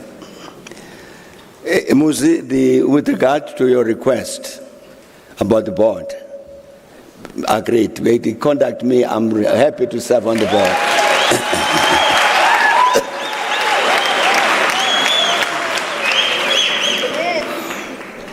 On the matter of how the university is treating with the important issue of people with disability.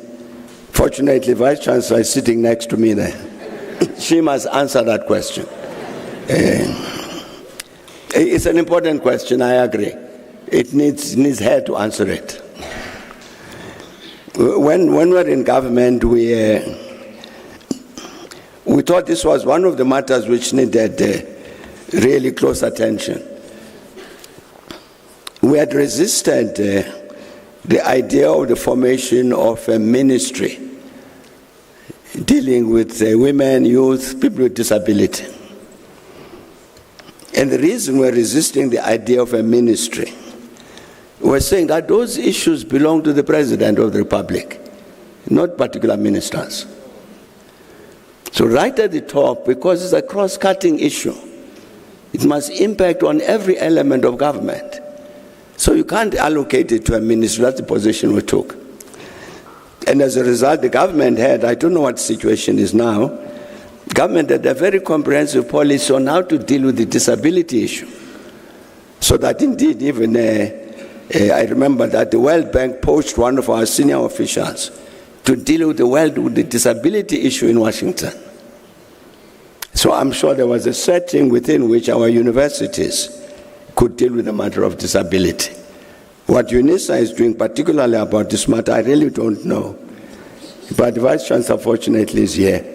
She can answer that question. With regard to the Congo, as I was indicating, we brought the Congolese together to say, let's talk about the future of the Congo. And indeed they came, and they, as I say, in all the elements that came, and we discussed that, and they came to a unanimous view as to what they thought needed to be done. The issue that is being raised, like for instance about the people who committed genocide in Rwanda in 1994, and then went into the Eastern Congo, who now became what is called the FDLR. The question that is being raised is important. What are we doing about those people? In 2001, 2002, after we had concluded the negotiations among the Congolese had concluded the negotiations among themselves in what was called Sun City, it was clear to us that there was another element that needed to be addressed, which was the question of the relations particularly between Rwanda and the DRC. As a consequence of which, we convened a process between the two governments to look at the matter of the relations between the two of them, which would include this matter of the people who had fled from Rwanda into the Eastern Congo. As a consequence of which, there was an agreement signed between the DRC and Rwanda, signed by both presidents, Joseph Kabila and Paul Kagame. I recall that even Kofi Annan, who was Secretary General of the UN, insisted that he wanted to be one of the observers to that agreement. So that agreement is signed by President Kagame, President Joseph Kabila. Witnesses, Kofi Annan, myself. And part of that, so the Americans are saying that the agreement that was signed now in Washington between the two countries by the foreign ministers of the two countries is the first such agreement. That's not correct. First agreement was signed here in Pretoria, 2002, signed by the presidents. One of the clauses in that agreement, I'm sure it appears again in this agreement in the United States, was that it would be important for the government of the Democratic Republic of Congo to disarm the FDLR. If they want to stay in the Congo, to disarm them, they can stay as refugees. Otherwise, to assist in the process of their return to Rwanda as ordinary civilians, not armed groups. Attached to that was then the withdrawal of the Rwandan troops that were in the Congo because of the presence of the FDLR. I'm sure if you look at the agreement that was signed in Washington now, it will say the same thing. That agreement didn't work, collapsed. The reason it collapsed is because the government of the Congo did not have the capacity to disarm the FDLR. They could not implement the agreement. So I'm saying that agreement collapsed. I don't know how the situation has changed now, because I'm quite sure the agreement in the United States will have the same provision. It's the responsibility of the government of the Congo not to allow foreigners to form armies on the territory of the Congo. And therefore, this FDLR must be disarmed, and indeed can go back home to Rwanda, but the government of Rwanda must make sure it accepts these Rwandan citizens. Whether that will actually happen at now, I don't know. So that is how we're dealing with the matter of the FDLR. We couldn't insert them into a meeting where the Congolese are meeting, deciding the future of the Congo among themselves. They are not Congolese. These are Rwandans. And so I'm saying we're dealing with them in a different way, within the context of a bilateral agreement between the governments of the Congo and Rwanda. And fortunately, you've had a new agreement between the governments of Rwanda and the Congo. It has a provision for how to deal with the FDLR. So the matter is not being ignored, but it's being dealt with in that particular context. Whether the government of the Congo would have the capacity to disarm the FDLR now, as was written in that agreement between President Joseph Kabila and President Kagame, whether they have that capacity now, I don't know. Maybe they do, maybe they don't, I don't know. But I think that's the only way to deal with the problem of the FDLR. It must be on the basis of a condition of a peace agreement between the two countries. And then the two countries must act together to make sure that there's no security threat to Rwanda based on an armed group that is in the Congo, and vice versa. There must be no threat to the security of the DRC on the basis of some armed group that might be in Rwanda. I think that's the only way to deal with this issue. And fortunately, and hopefully, the agreement that's been signed in the US now would attend to that matter, hopefully, of the FDLR, the Rwandan refugees in the Congo. I'm talking about the Rwandan refugees because we've really never engaged the issue of Ugandan refugees in the Congo, because the problematic group was this FDLR.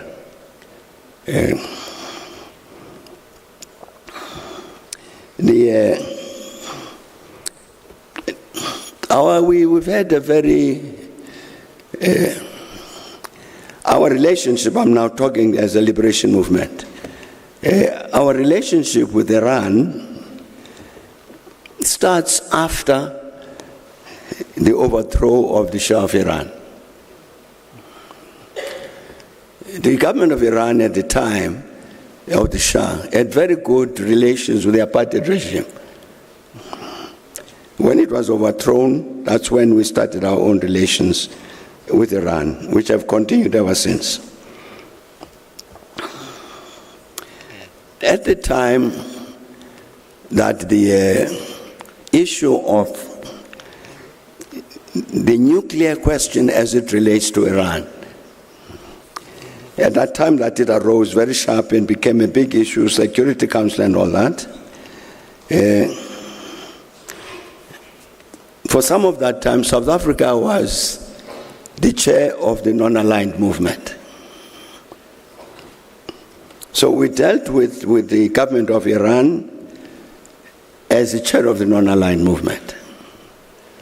Because the positions that the non-aligned movement were taking was this, that the non-aligned movement is a very active supporter of the Nuclear Non-Proliferation Treaty. And therefore, the non-aligned movement would be opposed to any proliferation of nuclear weapons if it occurred in Iran. That's the position we took. And so we had very active engagement with the government of Iran on this matter.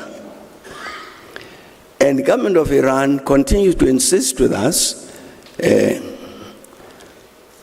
there was actual policy that Iran must not have nuclear weapons. And therefore the accusation that was being made at the time, they consistently denied it, that there were no nuclear weapons in Iran. As I say, we worked with them very closely at the time. I remember that there was a leading Iranian who became president of Iran, Mr. Rouhani. At the time that he was leading the negotiations on this issue, he came to us. We had a number of meetings with him. I'm saying later he became the president of Iran. During that time, maybe this is the first time I'm saying this, during this time, we are chair of the non-aligned movement. I then talked to the British Prime Minister and said, you know, Prime Minister, we are regularly in contact with the Iranians on this matter, and they assured us that there are no nuclear weapons. Can you give me one or two facts which show that in fact there is work being done in Iran towards the manufacture of nuclear weapons? Just a couple of facts, because then it would empower me as a chairperson of the non-aligned movement to confront the Iranians that you're not telling me the truth. So the British Prime Minister agreed. As a result, a delegation came from the British Intelligence Service, the MI6. They came here. So I met them. We raised the same issue with the government of Israel. And a delegation of Mossad came here, and we met them. We raised the same question with the US government, and the delegation of the CIA came, and they were met by the then Minister of Intelligence, Ronnie Castrins. And all of them, these intelligence agencies, they made their presentations. The reason our countries are saying Iran is busy with nuclear weapons are the following. In all instances, what our response was, what you are actually arguing is 1 + 1 is 5. There was nothing of substance that they had. It was deductions. If this and that, therefore the other. I'm saying that's why we say 1 + 1 = 5. I'm saying that was the actuality, and at that point of time, that it seemed to us that the government of Iran was quite being very truthful when they say there's no nuclear weapons. And indeed, these intelligence agencies, where they came to see us, could not give us information of an alternative kind.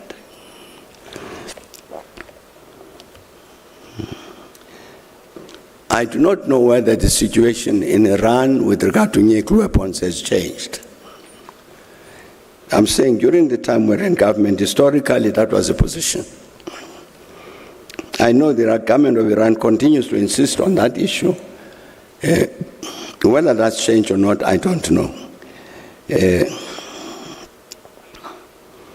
issues of the involvement of MTN, for instance, in Iran, was entirely a matter between the company and Iran. The Iranians put out a tender for mobile telephony. MTN won that contract. I remember there was strong opposition. Another competitor there was Turkish Turkish company. But that was entirely a commercial thing. So I don't see the reason why the matter of the relations between South Africa and Iran should offend anybody. These are ordinary, normal,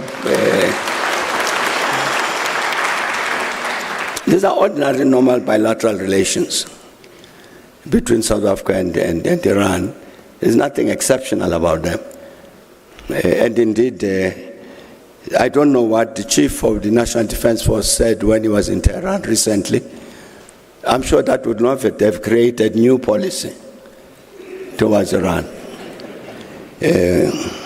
So as I say, I don't know what it is that would be offensive to anybody, as a consequence of which there would be a confrontation between us and any other country about the issue of our relations with Iran. There's nothing exceptional about those relations.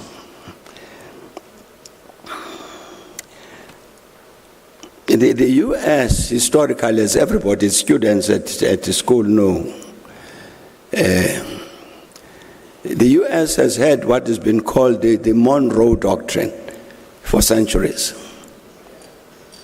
which was that part of the world is the exclusive sphere of influence by the United States, Latin America and so on.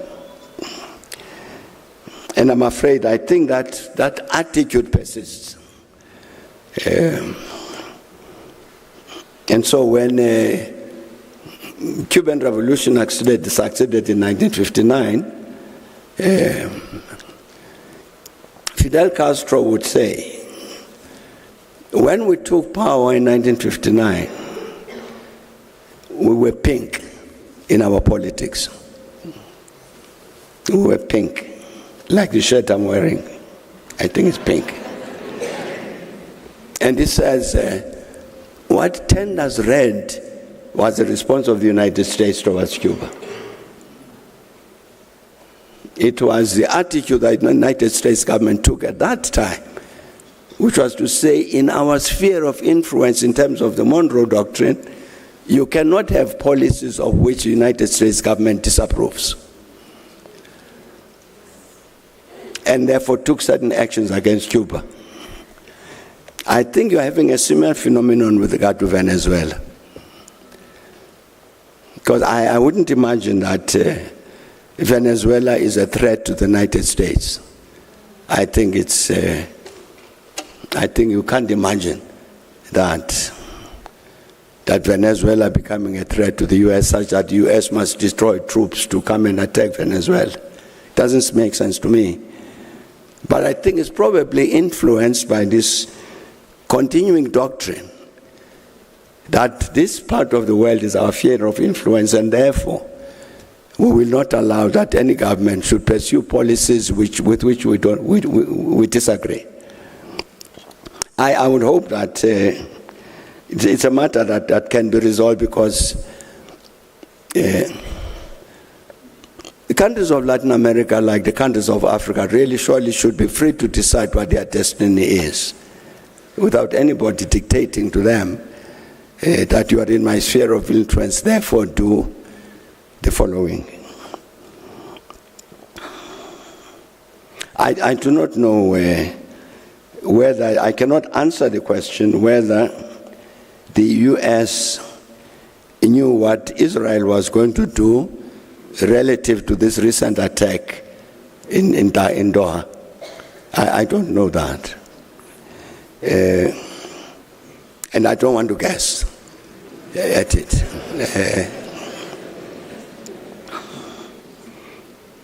But clearly, I do not think we would approve. We have a situation here where there are negotiations going on involving Hamas, the Israeli government of Qatar, government of Egypt, government of the United States, all of them involved. Let's find a way of solving these problems. Peace, release of hostages, release of political prisoners, and all of that.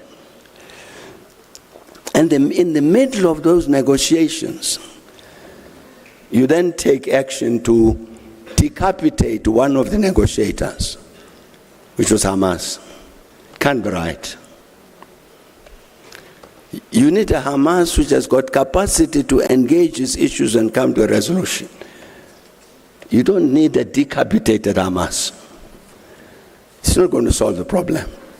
So I'm just saying that this attack that took place now in Doha by Israel, I don't think it contributed anything to the resolution of the conflict that is going on there.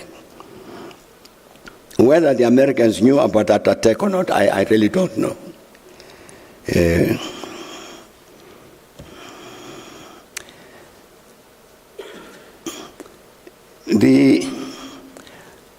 As I was trying to indicate earlier, our country, the rest of our continent, and I think everybody else, has got to find a way of intervening in the process of the formation of this new world order, in good measure influenced by what the Trump administration is doing. Our government has taken a position that I think is correct, to say we don't want a war, a fight with the Americans. We want to engage them so that let us find a solution. For instance, answer the question, why these tariffs? Let's find a solution to that particular matter. I think the government has taken a position with regard to that. And I do hope the continuing engagement between our government and the United States will resolve this matter. We don't want, our government, I'm saying, has taken a correct position in saying we don't want a confrontation with the United States.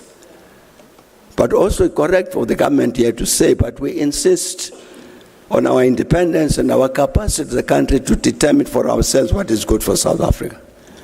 It's also correct to insist on that. And hopefully the engagement, we continue engagement with the US government about the tariffs and whatever else will produce the necessary outcome. The issue of African alignment,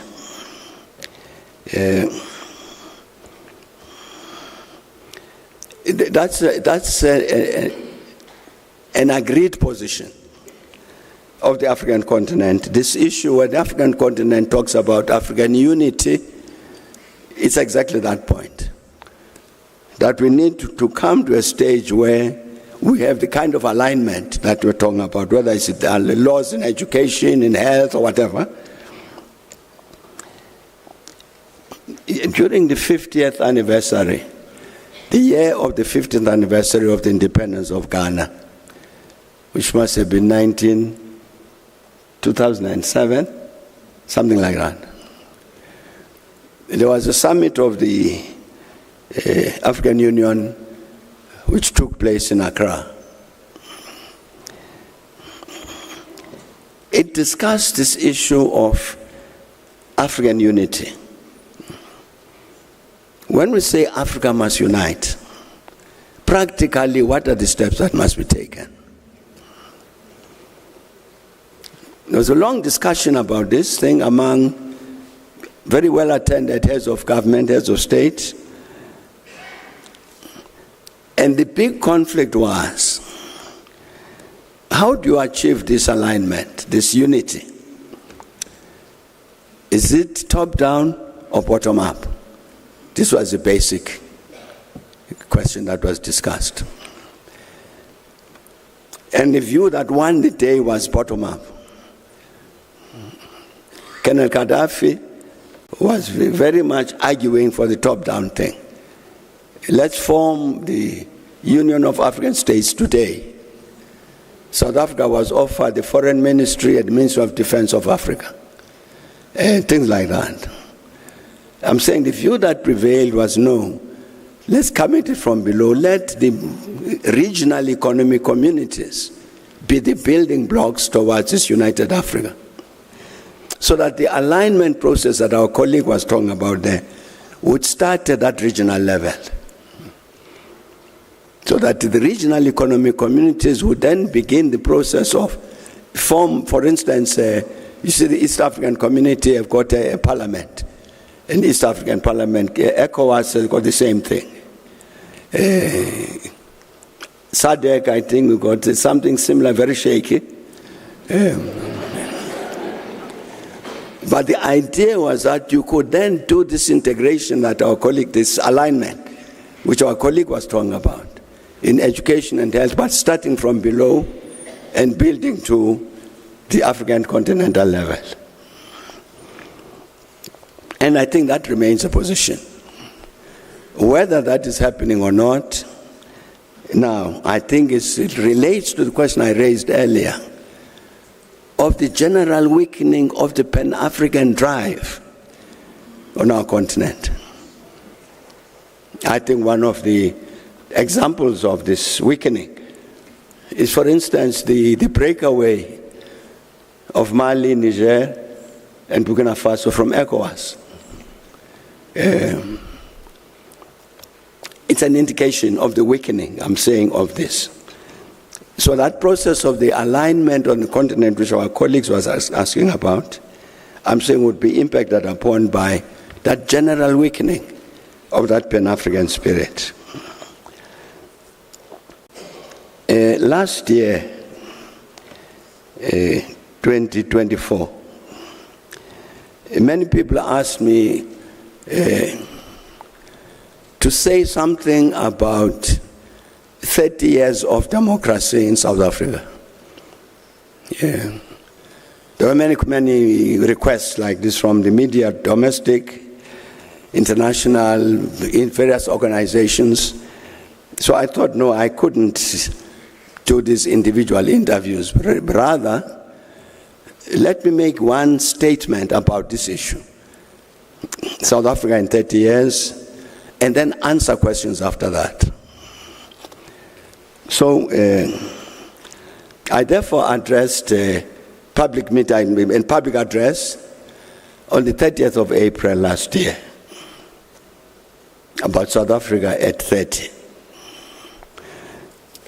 And having discussed everything about South Africa at 30, I then said, it seems to me that one of the things that needs to happen, because there are too many unanswered questions,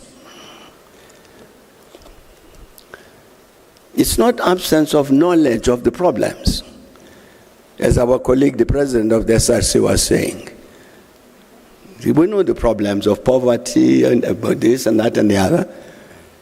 The problem, though, is that as a country we have not been able to solve them, these problems.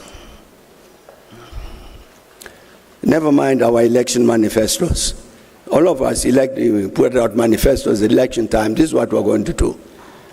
None of them has assisted us to solve the problem, this problem. So I said, I think it is time that we get the people of South Africa themselves, the ordinary people, to get together and answer these questions. What do they think? Not political parties or whatever, but the people themselves. Let them meet and say, give an example. Why don't we have a national dialogue? The participants, for instance, in the national dialogue would be the women of South Africa. That's one constituency. So what you do, you ask a Professor Puleng Lengabola here, who happens to be a woman,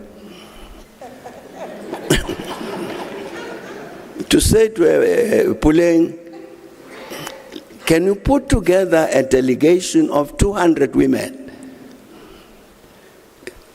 inclusive of the women of South Africa, who must then attend as a delegation to the national dialogue? Same with the youth, same with the traditional healers, same with many people, the arts world, the people of the faith organizations, and so on. So you have delegations of this kind, of the ordinary people. Not to complain that we are hungry, we know that. But to say, how do you solve this problem? That let the people speak, not represented by their political parties, but the people themselves. So I said, let's have that national dialogue. I then said in that same speech that this idea, this thing is, I'm saying this thing, but it's too big even for me. So I'm going to raise this same matter with the foundations and say to the foundations, this is what I think. Can you people take up this matter? So I requested a meeting with them. Lutuli Foundation, Mandela Foundation, Tutu Foundation, Biko Foundation, Sobukwe, Mbeki, all of them. And said, this is what I think, this is what I've said publicly. I think you people must take up this matter. And fortunately, they agreed. So these are the people who then set about organizing for the national dialogue. Now, I don't know if Max Bogwana is still here. Is he here? Oh, you are here. No, the reason I'm mentioning Max is because the foundations constituted what became called a preparatory task team to organize a national dialogue. I've never been party to that committee. Max, who is the CEO of the Thabo Mbeki Foundation, is a member of that committee. So I thought I would ask Max to come and complete an answer to this question. Which was,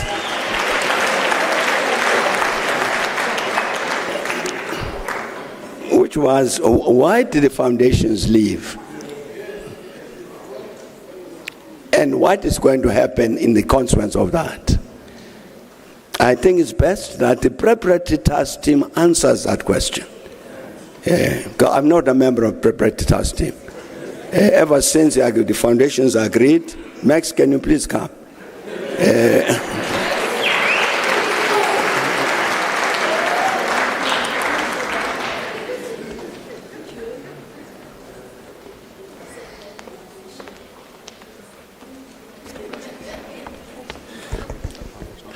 Okay. So this is Ishmael, and Ishmael has been the youth league of the preparatory task team, and then because you needed to say, possible most of our futures have already been destroyed, but we must not destroy the future of young people.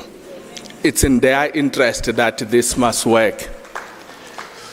But let me do something so that everybody can understand very quickly. In explaining what happened, in the course after the head of state had announced the date of the 15th of August, we were taken to court by one of the leaders of the trade union movement and the political party. And the papers in the court were saying, we know all of you. There is nothing genuine about what you are doing.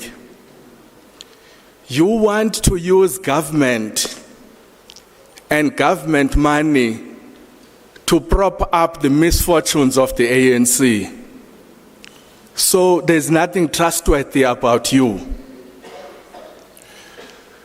And then secondly, he says, I know how you comrades behave. You've got interesting methodologies of skimming money from government.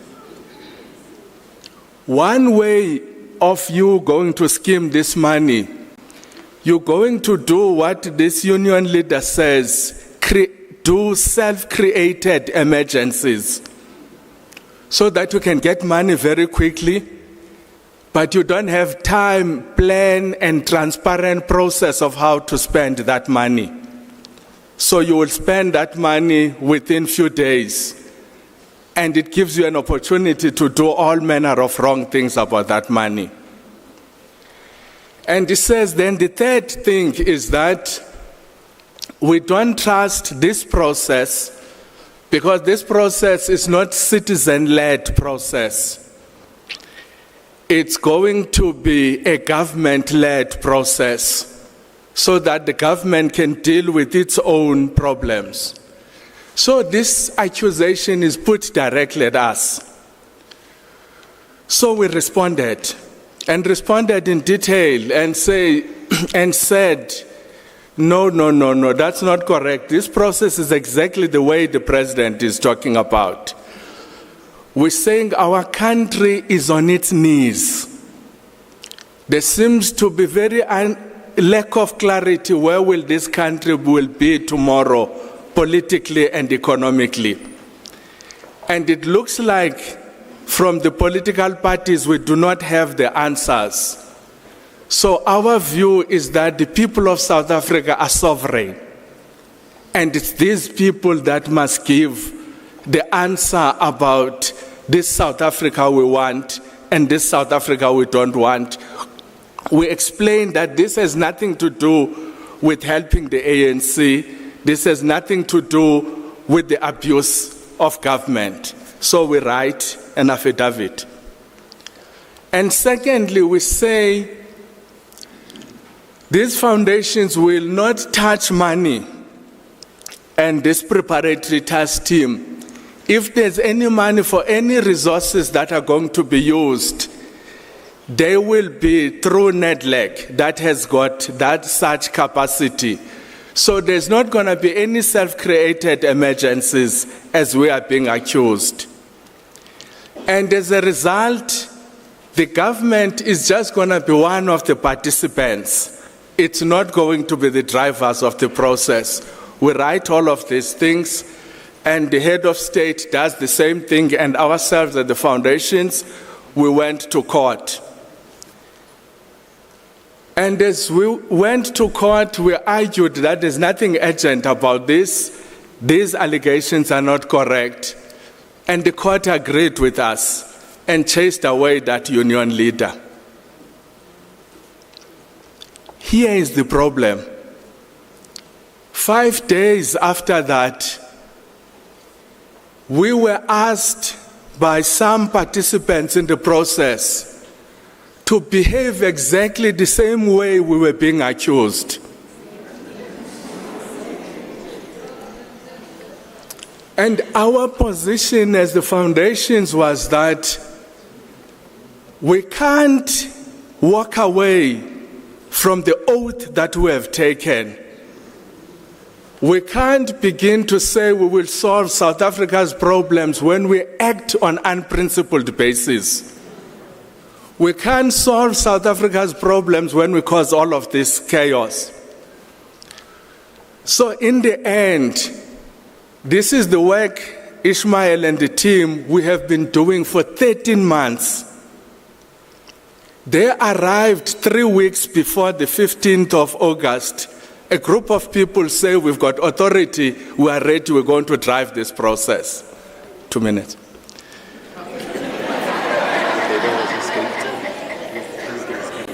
Yeah. So when these new people says, no, we are ready to have a convention at UNISA in 8 days, we say, but you can't. And as we're speaking, one of them says, no, here's 28 million rand, it has just come into my phone.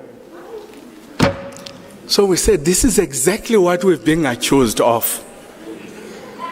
We do not want to be close to a process like that.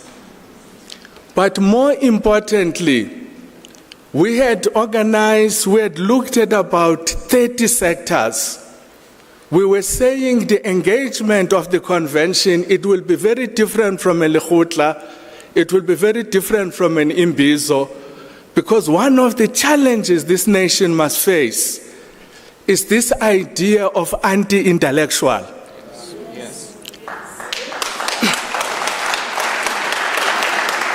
And this acceptance that our nation must be directed largely on semi-illiterate basis. So what we thought we should do is to identify 10, 12 pain points, SRC President, and put together some detailed work around these points, whether it's the economy, whether it's state of security, whether it's foreign relations, Africa agenda. We put together all of this work. And we said, so we got some two economists that wrote a very complicated economics document. We said, no, we'll take two universities, University of the Western Cape and University of Johannesburg, to help us summarize these documents so that they become understandable. We had young people in the group that says we will do fact sheets and then we will do infographics, so that you take these documents, complicated one, less complicated one, just figures, give it to the women so that they meet on their own and discuss. Give it to the youth, they do the same thing. Give it to the traditional leaders, all of the 30 groups. And from each one, having discussed all of these points, they will say, no, it's not 12 problems, it's 13, 14, 15. But this is our view. Then we constitute a convention. That convention is to begin the dialogue based on this information that has been put together. So our colleagues that says, let's rush, they say, don't worry about the documents. So don't worry about all of the discussions. We will meet at UNISA, we'll find out when we get there what we talk about. And we were saying we can't get involved in a process like that because, as the SRC president was saying, this process has got lots of people that are doubting it. There's lots of cynicism about it. So the way we present it, it must be inspiring and transformative and very different from what has been happening in Izimbizos and other structures. Now, when we could not agree on the approach, we asked one of the intellectuals to sit us down and say, how do we put this process together? We sat as the preparatory task team that has got other people that are beyond the foundations. So when we agree on the best approach, we said, no, it's 8 days before the 15th of August. You can't do a credible process. So let's put this thing for at least 2 months and do it in such a way that South Africans see something new, not see chaos. And we agreed to put together that proposal and send it to the head of state so that together we can postpone this and do all of the preparatory work. The day we're supposed to go to the head of state, we were then told by some of our colleagues that they don't remember what we were talking about yesterday. So this thing must proceed. It's at that point then that we had to tell the head of state, says, the whole thing is not legally credible. So we shouldn't mislead the nation. The preparations are hopelessly underwhelming. We're not going to be able to produce the necessary agenda. We're not showing the necessary seriousness in this process. And at that point we say, but those that say they are ready, they can go ahead. But as the foundation, we've got a responsibility to protect the credibility and the legitimacy of this process. Why? Because it is just too important. It may be the only thing that saved this country from abyss. So we cannot allow it to be done in any other way by people sometimes where you think their objective is actually to collapse it. So whatever happened at UNISA happened, and we do not want to be harping on that. What we are saying, we're meeting the eminent persons group that had been put together by the head of state, and say to them, let's put our heads together. How then do we start building confidence again in this process?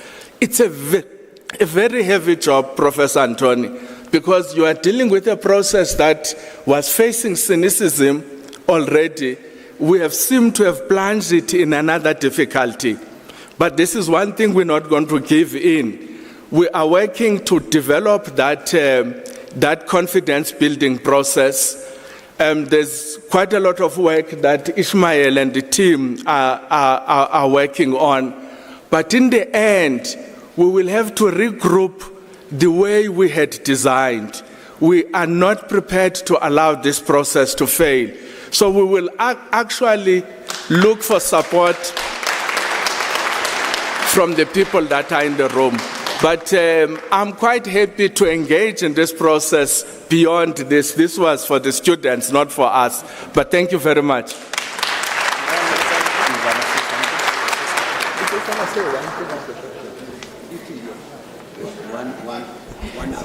Thank you, everyone. Mr. President, I just want to thank you for making the call for a national dialogue. Who would have thought that the F.W. de Klerk Foundation, the Thabo Mbeki Foundation, the Tutu Foundation, and many others, the Steve Biko Foundation, would be standing united in resolve? Because as Max said, this process is too important to fail. The youth of South Africa deserve a national dialogue whereby they have the chance to co-create solutions by their own African hands for the future. And I want to be a bit bolder than you, Max. Let us make no mistake about it. The national dialogue has been hijacked. Let me be clear. It's been hijacked. And it is our duty now as the citizens of South Africa to reclaim this national dialogue by whatever means necessary. We must also be wary of the fact that there are, as Max said, those who want to collapse the national dialogue. And we will not give them the opportunity to do that. This is why we are now engaging with the eminent persons. But thank you so much, Mr. President.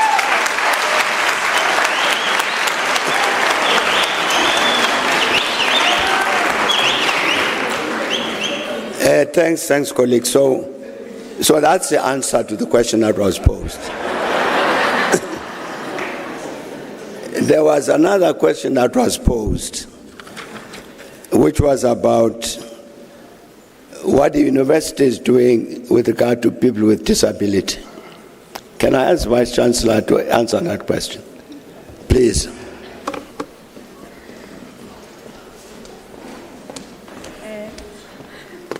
Thank you very much, His Excellency President Mbeki.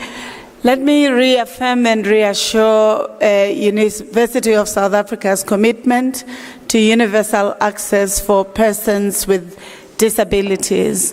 At the university, we recruit and invite people living with disabilities in the 400 qualifications that UNISA offers. And we have an advocacy resources center that helps the students and staff with disabilities. Beyond this, we have 23 multi-purposes ICT laboratories that we share with other universities in the different provinces that our students, staff, and others can optimize for their learning processes.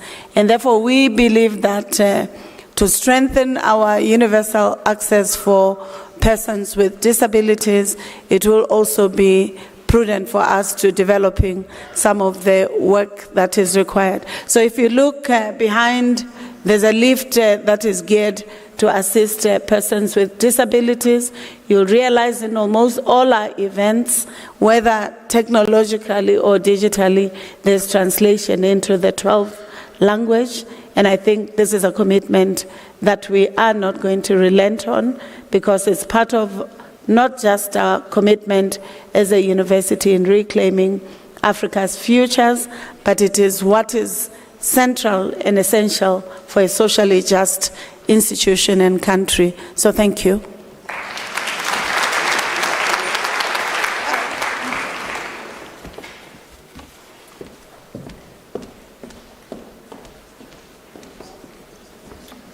Thank you, ladies and gentlemen. The organizing team and the program director are telling me that we're going to have the last 4 questions for the president. There is no time. Time is the enemy. I know every time we meet like this, people leave not happy because they wanted to ask questions. That's number 1. I want a lady. That's number 2. That's number 3. That's number 4. You see, the first round, we had 6 males. So we're trying to redress that. Okay, number 1. Thank you so much, Chair. May I continue? Okay, awesome. Thank you so much, Chair, and respectfully, the hands were up, the female hands were up in round 1, but they were unseen. I guess an African proverb. Mongameli, ndicela ubuza tata. We have an understanding that the creative sector has played an incredible role in messaging the importance and the principles of the struggle movement. Safika ku 94. I need to understand, sir, from your point of view, what were the errors that made it such that creative practitioners in this country are subjected to the most harrowing forms of vulnerability, and this regression continuing in the form of people dying in the most undignified ways. And second to that, we find that our creative ecosystem has been reduced to glorified decorative pieces taken out as and when people need. And second to that, our creative ecosystem is now it's in a precarious position where the private sector is now monopolizing it and plundering it, as opposed to it being positioned for national and continental unity, because what gatherings like this do, music does all the time in messaging principles, in uniting people. And we find that now Africa in particular is a plundering site for creativity, and our artists are being exploited, but they could never say that because the chains are no longer in iron, but they're in 24-karat gold. So we want to understand from your positionality from 1994 and your administration, what were the errors that the state could not protect practitioners as ordinary workers, having dignified human rights, and for them to have economic dignity, as well as being positioned as pillars of national and continental. Let's have the second one. Where's number 2? Greeting, Mr. President and everyone else. Mr. President, I'm a student pursuing my master's degree with the University of South Africa in mathematics education. I'm also an educator. My question is, as educators on the ground, we face many challenges in our schools: overcrowded classrooms, limited resources, language barriers, and the constant struggle to balance discipline with inclusivity. Now, with the introduction of the Bella Bill, there is much debate about how it will reshape education, especially around issues like policy, school governance, and the admission of undocumented learners. Some see it as a progressive step towards equity, while others fear it may undermine community and parental involvement. Given your long-standing commitment to building a just and inclusive society, what are your views on the Bella Bill? And do you believe it is truly addressing the core problems that educators and learners are experiencing daily. Thank you. Number 3.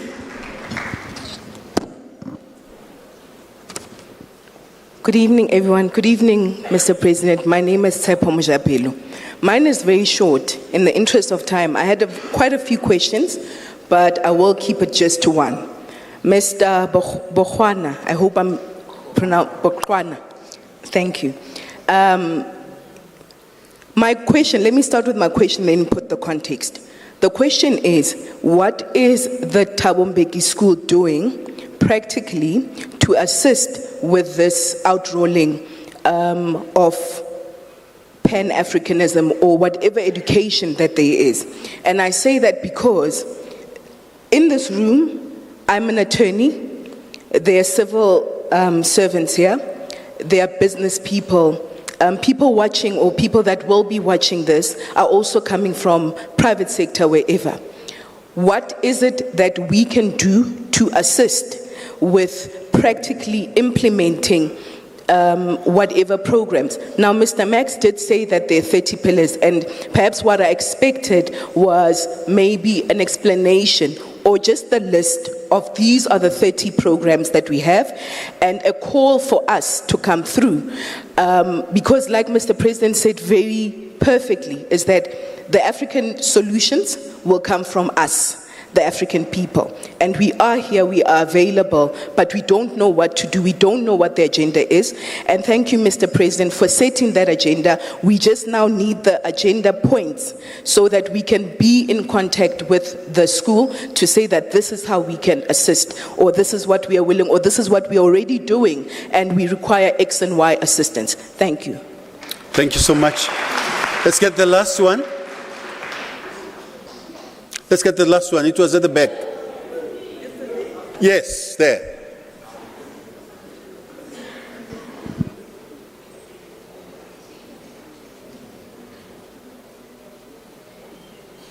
Unfortunately, ladies and gentlemen, this is the last round in the interest of time. Good afternoon, everyone. My name is Lindo Tsibani. Greetings, Mr. President. Thank you for the privilege to draw from the wells of wisdom. Mine is more on I want to bring it to a personal level or to home, bring it home. Maybe just in context, maybe one of the contributing factors in the shift in the Pan-African focus is because we have been plagued by domestic issues. So it's very difficult to focus outside when your home is burning. And also, I just wanted to just pose a challenge to the foundations, and now that Mr. Bokhwana has indicated what the whole arrangement was with regards to the national dialogue. The issue is that as African people, when we receive democracy, we're starting from a negative balance. So there's more to cover. During President Mbeki's administration, one of the things that we have learned, he was putting a culture of self-sufficiency as Africans, that we are capable. Unfortunately, after his administration, we suffered as a country. So we are not back to square one in terms of our mind transformation. So is it possible for our foundations and for our leaders to consider a new approach in terms of transforming the mind, rather than we keep pouring these opportunities? It's like we are pouring new wine into old wineskins, but the minds of the people are damaged. Is it not a time for us to look at other options in terms of the programs that we provide, either at the TM school or wherever we are given opportunity to educate the African child, that we should focus on transforming the mind more than giving people academics, but we need to transform the mind, that we create wealth and be able to retain it. Thank you so much. Mr. President, that was the last question of the session. Over to you.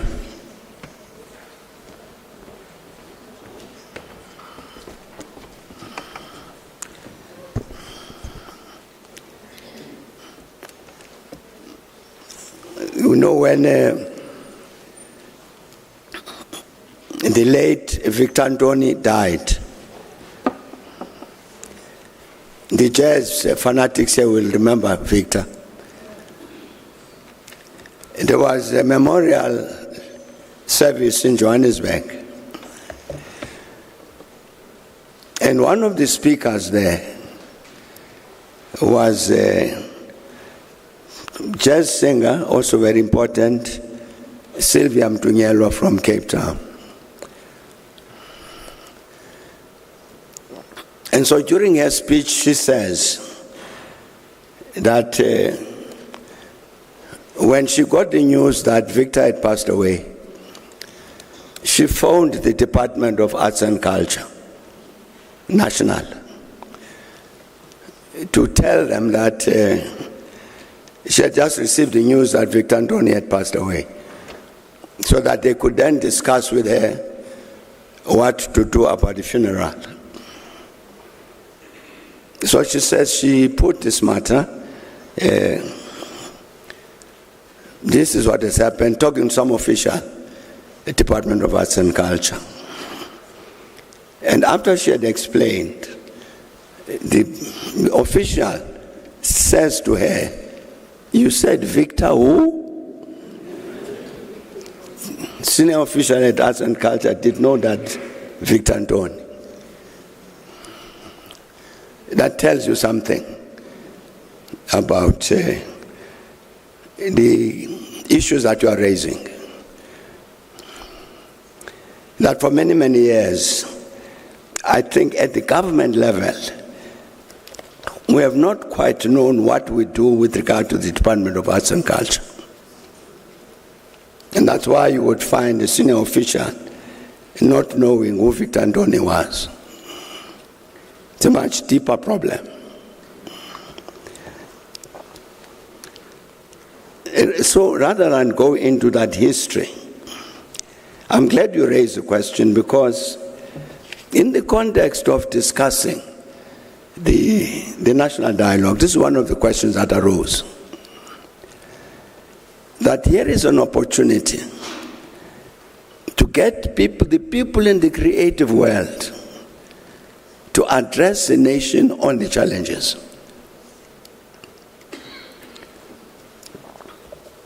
You know, Ringo Madlingo says to me that part of the problems that he was facing is that the recording companies are insisting that each time you compose a song, it must be about love.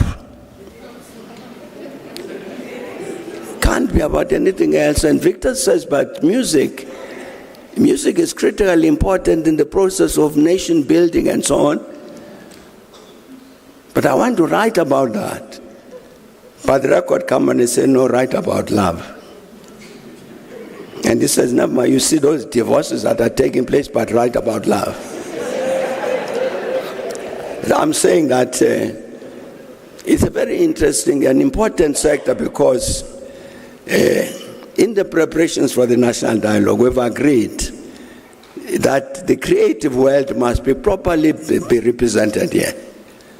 There's a particular challenge that arises because these are musicians, dancers, poets, theater people, painters, sculptors. This is all the world of the creative arts. Do you form one delegation? Can you? Or different delegations, but it's critically important that that sector must be represented to address exactly the questions that you are raising. Because the answers have not come for the last 30 years from the government side. But I think with an input like that from the creative artists themselves about what is to be done, perhaps the country will be on the way to addressing the challenges that you are addressing. There is work that is going on. I know the artists are meeting in order to say that how do we get ourselves together and what are the issues that need to be addressed? What is it that we agree upon? So the matter is on the agenda.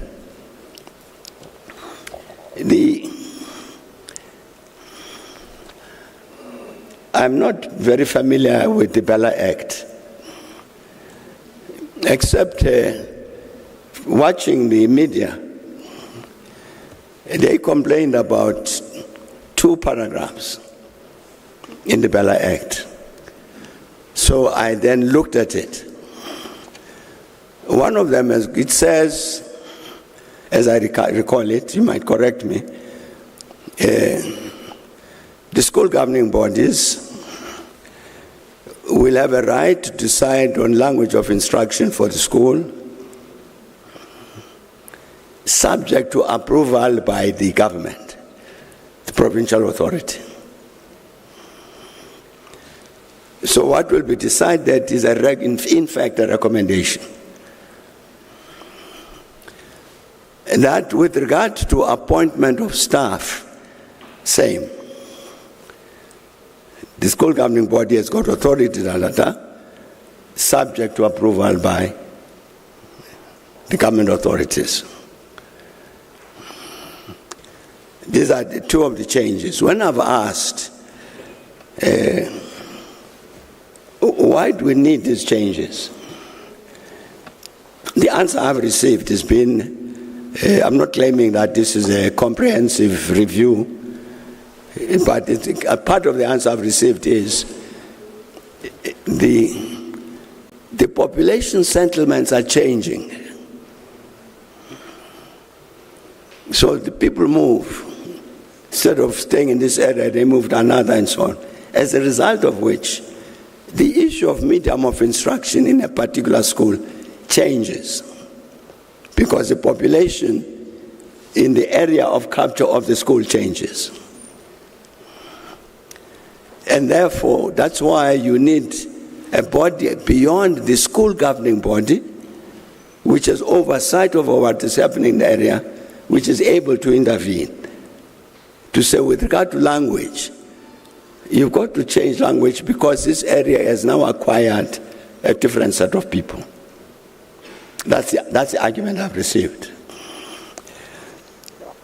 Now, I haven't said this publicly, I'm saying it now for the first time.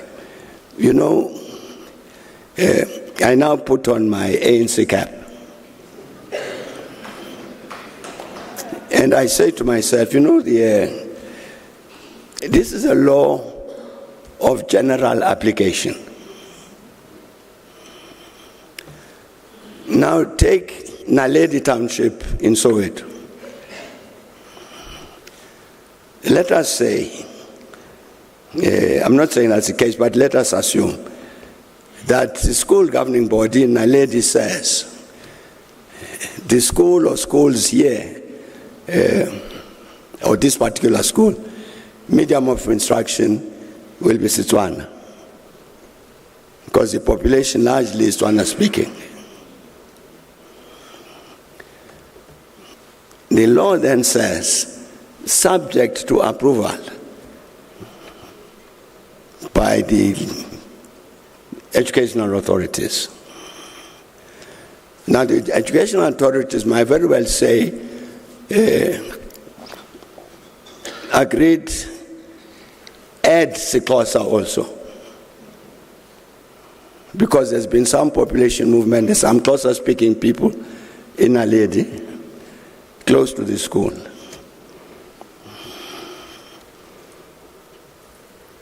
That is what I think the law provides for. Now I'm saying now, putting on my ANC cap, you know, I say to myself, you know, it's an article of faith. The people shall govern. As Max was saying just now, the people are sovereign. It doesn't sit comfortably with me that the school governing body in Naledi, the people, take a decision, medium of instruction is Setswana, and a bureaucrat intervene to countermand them. Doesn't sound right. we say we authorize the people to decide what should be the medium of instruction in the school, let it be the people who decide. Not a Thabo Mbeki who sits in some bureaucratic office, who countermands the masses of the people. Can't be right. If there are problems of population movement, as a result, then you have challenges that you now actually have 10% of the people of population of Naledi, is Xhosa speaking. Find a way of dealing with that. You can't do it by countermanding the voice of the people, by getting officials to countermand the voice of the people. So, and that would relate also to the appointment of officials. So to the extent that the Bila Act puts as supreme government bureaucrats to decide language policy for schools, I don't think that can be correct. How you solve the problem, I don't know.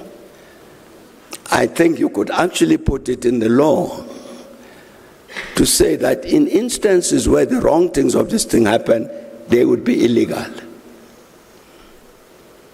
Then that's a matter. You then also have the intervention of the courts to decide the matter. Not a bureaucrat sitting in some office. So I think that's what part of my problem. As the matter was explained, laws of general application, and sometimes people say, no, we're dealing with these Afrikaners who are resisting integration of their schools. I'm saying, but it's the laws of general application. This matter will apply to the families in Naledi, in the same way that it will apply to families in Waterkloof in Pretoria. How we solve the problem is not this way. That's all I think. I don't know what else there is in the Bila Act. I looked only at these provisions because it seemed to me that was what was being complained about. With the last matter, which was raised about what is the school doing about specific programs to reinforce this Pan-African spirit and all that and so on. Rather than ask Professor Paswana to come back to speak about that, I think Professor Paswana, maybe we need a communication policy to be able to answer that question, which was posed, not tonight, but in our communication about what is the school offering and how is it answering the question that she was posing.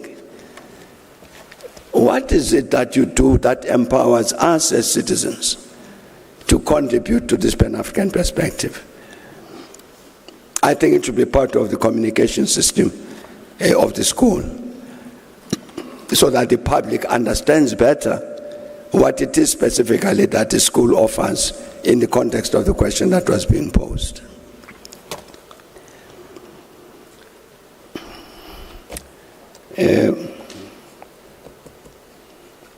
Everybody looks very hungry.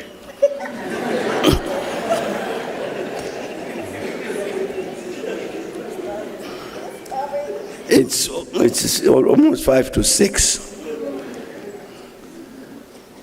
Thanks for coming and thanks for the patience. We'll meet again. Thanks.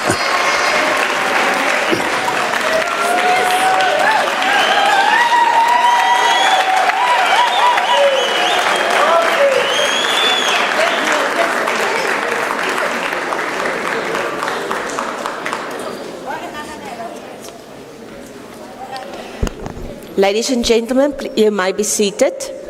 Thank you. There's a surprise waiting. Yeah. First and foremost, let me just thank Professor Msila especially our patron, for his very insightful, inspiring, directionate feedback and entertaining us all. I mean, in such an eloquent way. What a man. What a leader. Thank you.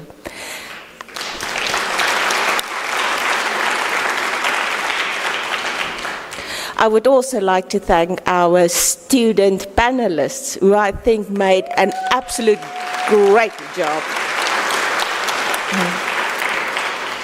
And then everyone who participated in asking questions and making this truly a robust conversation.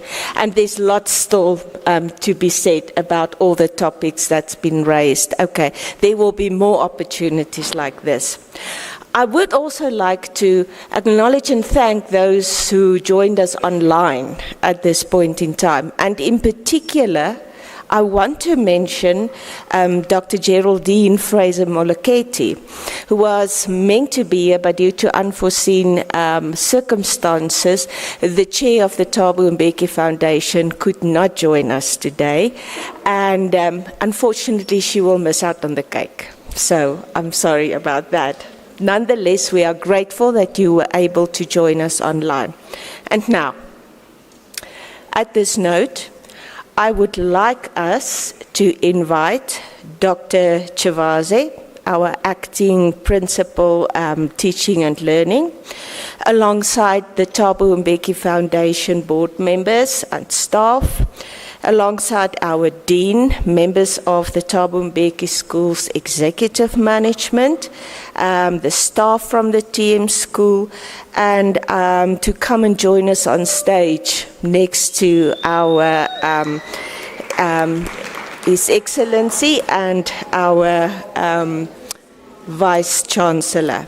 Now, what's going to happen now, ladies and gentlemen, is a special birthday occasion where there will be a quick photo shoot or an opportunity and the cake, a birthday cake that needs to be celebrated and cut.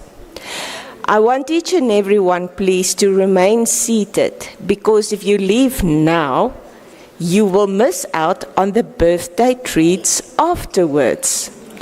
So there will be birthday treats to be shared. So please, may I ask those who I called upon to please quickly join us on stage so we can, because I've been hearing tummies rumbling there while I've been seated. So let's not delay the process.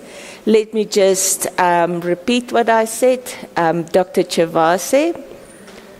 All right. Dr. Chavaze, our Vice Principal, Teaching and Learning, is going to say a few words of thanks. Thank you. Good evening. Thanks, Prof. We appreciate, and I know I'm standing between you and the cake and the dinner, so I'll try to be very, very fast. Let me first express our gratitude to His Excellency President Thabo Mbeki for honoring us with an opportunity to engage you. We really, really do appreciate, because we know that your schedule is very heavy, but each time there is a call to come and engage us, you really honor the call. And of course, we are also very happy that the school that was founded 5 years ago, from where we are standing, it has made a lot of progress. Madam VC, Professor Puleng Linkabula, thank you very much for your passion. I have got very vivid memories when we were at the Lekgotla in 2024. You called me aside and say, we have got a school here that has got the name of the Chancellor, but you are very worried that the school is not offering the master's and doctoral program.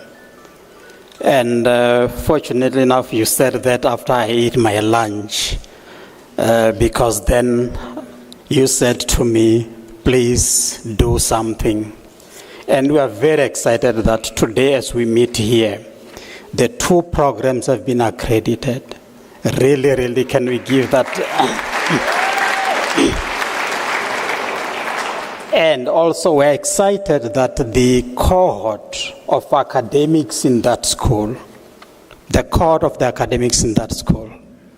if you look and if I read the names, it's a very, very impressive cohort, including our own VC. She's one of the lecturers, you know.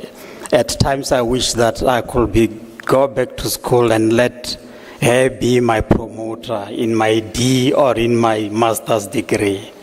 We really, really appreciate that. Let me also thank colleagues from Thabo Mbeki Foundation.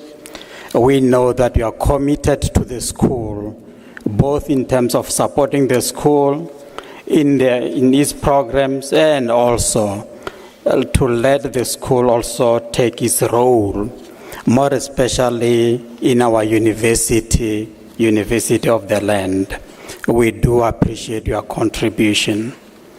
We also, of course, appreciate the gifts that the President gave, more especially to the TM Presidential Library. We really, really do appreciate, you know. And as you will know by now that we have done the digitization of that library, and we are not going to lose those critical knowledge, critical content that is there, you know, which I think, Madam VC, it will also help us when we deliver the CNA, the catalytic niche area. And I indicated that, Dr. Musia, we are the first university that really are going on and proceeding with the catalytic niche area.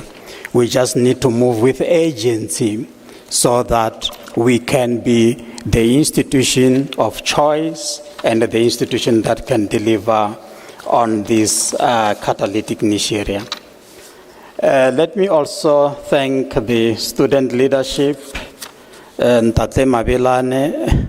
Yes, me and you have been discussing, and also we're also excited that the movement that some institutions were saying we need to blacklist the student does not really augur for some of us well, because we believe higher education should serve the public good, you know. And how do you serve the public good when you blacklist students for outstanding fees? In the context that we are in, you know. So we really also thank you for letting us and also getting excited that the court made a judgment to say that move should not be allowed. Let me also thank the program director, Professor Bedenbach. You really facilitated the program well, and we do appreciate Prof. Musila. Thanks so much for coordinating the conversation. And I was saying to Prof. Paswana, maybe we should, because we are a university, a Cordell University. In future possible, we need also to gather questions, you know, ask you as audience to send some of the questions that we can respond to, because we are a public institution and we need really to deliver and debate on a public arena. We thank you, colleagues. Colleagues, let me also thank all of you. You know, you made this seminar very engaging, you know, and maybe give yourself a loud applaud. We do appreciate, but let me conclude by saying this was just a starter. You know, normally people, when they go to lunch, they say they have starter. Colleagues, I'm inviting you tomorrow. The President, Thabo Mbeki, will be delivering an annual memorial lecture tomorrow, where we are honoring Prof. Stan Sangweni. So you are invited. The same place here, we are starting at 6 in the evening. Please come and get more, We know you still got questions, but come and get more, because this will be the lecturer. And if I tell you, you can just imagine the topic. Professional and ethical public sector, a catalyst for a development state. You can imagine what will come out of that lecture. So you don't want to miss that. But also as a university, a progressive university, we are delivering it on a hybrid mode. For those of you who cannot be here, you can connect online and really participate in that lecture. On that note, let me thank all of you, for making this occasion a great one. I'm not sure about the procedure for the cake. I think... sure. Thank you very much. But also, after getting a piece of cake, colleagues, please, when you move out of the hall, there will be a dinner packaged in a small parcels. Do take a dinner for yourself. And those of us who have got tags, some of us have been given tags. When we get out, there are steps to the Maba 2 restaurant. There is also something prepared there. Thank you and all our appreciation. The University of the Land loves you. Thank you. Thank you, Dr. Chivazi, and thank you for making my job easier for announcing the remainder of the proceedings. May I just ask, before we conclude this proceedings, that those people that I've called earlier to join us up front for the ceremonial cake cutting and the photo shoot, that you will come to the front. And is it appropriate to release our audience now? Maybe not. Okay, we want you to witness this. And after the cake cutting, just before the photo shoot, you will be able to go and have your surprise birthday/dinner packs in the exam hall. Thank you so much. Everyone, please come to the front. Yes? You can join. Let me thank you, colleagues. And as it is often the case, the cake cutting is not meant for us, it is meant for all of us. So we are going to share it. But to do this, we would like the honor of our Chancellor. President, we request you, supported by the Chair of Council, I request you, and Professor Paswana. Let me also ask the member of the board of the Thabo Mbeki Foundation, Ntate Palatse, if you can come up, and members of MENCOM. The CEO is okay. CEO, is Ntate Palatse adequate? Yes, thank you. And then can I request members of MENCOM to join in? Thank you.